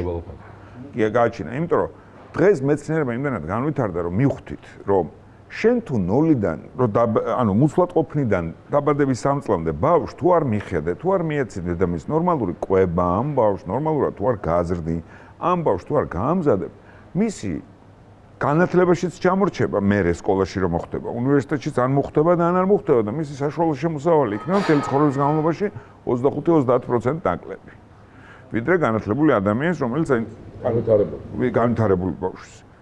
ეს მეცნიერება მოიტანა გუშინ, არ ვიცოდით ეს 30 წლის წინ, 20 წლის წინ, არ ვიცოდით ცოტა ხნის წინ. მეთქე ახლა კაკიმ შეიძლება თქვას ანუ ვიღაცამ რომ ისინი დიდრები არიან და აკეთებენ. არა, ისინი დიდრები არიან, ისინი განათლებულები არიან და აქვთ ღირებულება. რომ ხვალ, როდესაც სოფლიო იცვლება და უცოდინარი დაიღუპება უბრალოდ. ვერ გადარჩება იმ რაღაცა საშინელ ახალ სამყაროში თუ ცოდნა არ აქვს, იმიტომ რომ სადაც კონკურენცია სხვა რაღაცა სიტყვას სოდნის სამყაროში გადადის, ანუ ახალი. თქვენ გითხოვთ პასუხი. ეხლა შეგადი საქართველოს ბიუჯეტს ვიზე ხარჯავს ფულს. ხანდაზმულზე 70 წელიან ასაკმრთულ ადამიანებზე თუ მოსახლეობიდან და ახალშობილებიდან და ბავშვებზე რა. შეხედეთ ბიუჯეტი რაზე იხარჯება. ქვეყნის და საზოგადოება. ჩვენ თელ ჩვენ ფულს ბიუჯეტიდან ვახსებთ. ვახმართ პენსიებს, და ვერ შველით ვერაფერს. ხო, არ შველით გაუგებარია. შედეგი არ აქვს. რამტო შემოვიდანთ ხა ბავშვებზე ორიენტირებული ისა. პროპორციაში წონა რა ამას არგინაბიჯი წონა ამ საზოგადოებაში ამას არ ვეჭებოდი 5 წელიწადი 25 ლარიდან 50 ლარზე გაიზარდოს ის. საზოგადოების დაკვეთა არ არის, კი არა, ხა მთავრობაზე არ არის, მთავრობა თავისი ცოდვები აქვს ბევრი. ამ შემთხვევაში საზოგადოებაში არ არის შეგრძნება იმისი, რომ ინვესტიცია ჩვენ ამაში უნდა გავა. ეს არის მომავალი. მომავალში ჩვენ ინვესტიციას არ ვაკეთებთ. ჩვენ წარსულში ვცხოვრობთ, ჩვენ სადღეგრძელოებში და ფულს ვხარჯავთ წარსულში. მაგრამ ინდივიდუალურად ხომ აკეთებთ ამას? ანუ ინდივიდუალურად? ნუ შვილს განათლებას ხო აძლევ? ზოგი ყიდულობს. ეგ არის ჩვენ ვცდილობთ, მაგრამ სინამდვილეში ჩვენ ქმნით ილუზიას. მიგდით დაგროვეთ პენსიაზე უცნაური უცნაური, ხო, ფუმი არ უნდა დაგუპავა, ეკა გაძარცვა რა. არა უნდა რომ მკითხვა, იმიტომ რომ ეს ღირებულებითი კითხვა ესეთი არის რა. სიბერეში კეთილდღეობა, სიბერეში ხარისხიან ცხოვრებას, ანუ კარგად სიბერეში ტკბილად რო ვიცხოვროთ რა. ამ საზოგადოებაში რა განაპირობებს? სიტყვა პენსია ხო არ მიხსენებია. შე ამ კითხვას უნდა გაცე პასუხი, თუ ფასეულობებიდან ამოდიხარ. და მე მიხვალო რაღაც ეტაპზე, მიხვალო რომ რაღაცა ქეშია საჭირო, აი ქეში, ფული. და ეს ქეში მე საიდან უნდა ჩამორიგდეს? ამ ტიპის სქემიდან, ამ თქვა დაგროვებითიდან თუ იმიდან, რომელიც რაღაც დღეს არის პენსია რო ქვია. მაგრამ ხვდებით თუ ღირებულებიდან ამოდიხარ. მდიდარი ქვეყნიდან, სადაც ჩემი ნახავ, ჩემთვის სადმე კერძო ადგილას ამ ეგ უკვე იმას ის რომ ჩემი შვილი შემინახავს, საიდან ანუ მე ჯერ ადამიანმა თქვა, ჩემი სიბერეში მე რო კარგად ვიყო, მე რაზე, მე აი მართლა გულით, მე რას იმედი მაქვს. გავცეთ მოდი პასუხი. ეხა სახელმწიფოს მე გადახდილი პენსიის იმედო, რა ვის არ აქვს გასაგებია. ხო? და აი უყურე ღირებულებებიდან არ გამოვდივართ და დავამიდის ტექნიკურ საკითხებზე, დაგროვებითი თუ არა დაგროვებითი, იქაც ძალიან ზედაპირულად, მაგრამ ნიშნულობა რა, კაი. მაგრამ ჩვენ ხო ჩვენთვის ეს არ არის თავი არ გვინდას პენსია, გვინდა იმიტომ რომ ჩვენ დავასრულეთ, დავიწყეთ უკვე ეს. ხო, არა, ხო, ჩვენ განათლებაში ვაკლია სამოქალაქო განათლება, იმიტომ რომ ჩვენ ვარ მობინადრები და მოქალაქეები არა ვართ და ვაკლია პროფესიული განათლება. ამო ჩვენ არ ვართ პროფესიონალები და ჩვენ გონია თავი პროფესიონალი, ჩვენ არ ვართ პროფესიონალები. და მე შენ წახვალ რომელიმე ექიმთან ისე ბრმად? ვერა, იმიტომ რომ ვიღაცა დაურეკავ და კითხავ, იმიტომ რომ იცი რომ ისე არ იქნება დანარა რა. იმიტომ რომ აღჭირდება ჩვენ პროფესიული განვითარების სისტემა თურმე და უწყვეტი განათლება და გავაუქმოთ, იმიტომ რომ კორუფციის წყარო ამთავრდება. ეგეთ გადაწყვეტილებს რომ მივიღეთ, მე რა უნდა მოვთხოვოთ? ნუ კაკა, ჩვენ ხო ის საზოგადოება რომელიც შენ 10 წლის წინ დაურეკავ და პროფესორ დედო რომ ჩემი იმიშვილია და არ დარჩაგოდა საქმიანი დაუწერე და მე 10 წლის წინ რო თხოვე და მე ხვალ ვიღაცასთან უნდა წავიდე იმასთან ვარ მოხდე ვისაც მე ვთხოვე იმიტომ რომ 60-ანი იყო 200-ანი იყო რეალურად 60-ანი ხო მე ვიღაცას ურეკავ ვონები ხომ არიცი იმასთან შეიძლება მისვლა გესმის გვაჩვენებს ორმაგი სტანდარტი რომელიც ჩვენ საზოგადოებაში არის ძლიერად დამკვიდრებული რაც გულისხმობს ჩვენ სადღეგრძელო არის ორმაგი სტანდარტი ჩემთვის მაგალითად სადღეგრძელო და ქართული სუფრა გარკვეულწილად მიუხედავად თავის ტრადიციებისა, რომელსაც ძალიან დიდ პატივს ვცემ, თავის თავში ასევე შეიცავს ორმაგ სტანდარტს, რაც საოცრად მაღაზიანებს ხოლმე. რომ უყურებ მაგალითად კოლექტიური ფსიქოთერაპიის სეანსიც არის. ეს პოზიტივი ვამბობ, ხა მე არ ვაკრინებ ქართულს, მაგრამ მე ორმაგ სტანდარტზე ვსაუბრობ, მე სუფრას კი არ ვაკრინებ და სადღეგრძელოს. ორმაგ სტანდარტზე და სადღეგრძელო არ თქო კარგი მაგალითი, იმიტომ რომ ადამიანი, რომელსაც შეიძლება ვიღაცას ლანძღავდნენ და ხშირად მომისმენია, თუ აღმოჩნდა მაგიდაზე სადღეგრძელოს ვამბობ.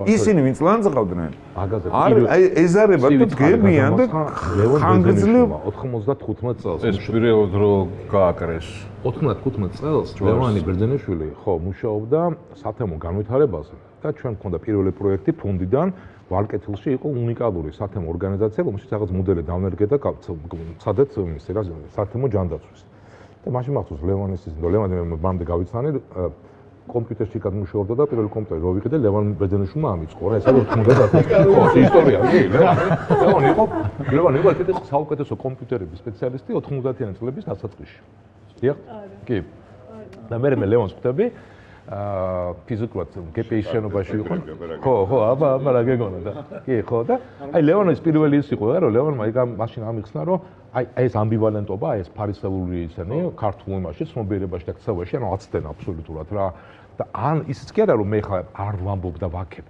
აბსოლუტურად ურთიერთგამომრიცხავი ორი ფასეულობა როგორ შეიძლება ატარო და გულწრფელი იყო ერთში და მეორეშიც რა ეს მაშინ რომ ამიქცე იყო ჩემთვის ეხლაც მასულს რა აი როგორ და თვალები არ მეხინა რა აი გამოვიდა შეკითხვა მე ბევრი დამჩა მაგრამ ხო ფორმატი სხვა ხო მადლობა ძალიან საინტერესო იყო თქვენთან. ჟანდაცვაზე ყველაზე ნაკლები ვლაპარაკეთ. მოუყურებელი ამ კუთხით მინდა რომ სხვანაირად დაინახოს. მე მომწონს ეგ, იმიტომ რომ არ შეიძლება ჟანდაცვაზე ლაპარაკი, გაიგეკაკე რა. იმიტომ რომ ჟანდაცვაზე უნდა მიხვიდე. ჟანდაცვა არის კონკრეტული ნიმუში იმისი, რაზეც ჩვენ ეხლა ვსაუბრობთ რა, რომ ხო, ნუ იქ ჟღამდება შენი განუვითარებლობა, განვითარების უნარი. ჩვენ პირობითად ერთმანეთს ვეძახით ხოლმე მამლუქებს. იმიტომ რომ პრაქტიკულად მე ანუ ჩვენ ამდენი წელია რა უკვე რა. ჩვენ აქ არ მოღვაწეობთ. 1990 ჩვენ გასული ვართ სადღაც და მე კიდე ძალიან ბევრი ვიცი უჩვენესი ადამიანი და პრაქტიკოსი, რომელიც მამლუქია რა. სხვა კარზე მსახურობს რა, სხვა ქვეყანას ემსახურება, რაღაცებს ემსახურება, საქართველოში არც ერთი არ მსახურობს. და ეს ეხლა და ამ ადამიანებში ისე როგორც ახავს ხედავთ, ეხლა არ გვეტყობა რომ აქ რაღაცაზე აგდებულად საუბრობ. არა, ეს კაგი ცოტა ხანი გამონაკლისია თქო, იმიტომ რომ მეორე ფაზა ქონდა გამწვავების და დაუბრუნდა εμას, მაგრამ ნუ ეს არ მგონია რომ ქრონიკულად გაგზავდეს იმედია. ხო. ანუ აი ხო. ეს არის ამუშავა შემდეგ საარჩევნოზე 2020 წლიდან წაშალდა.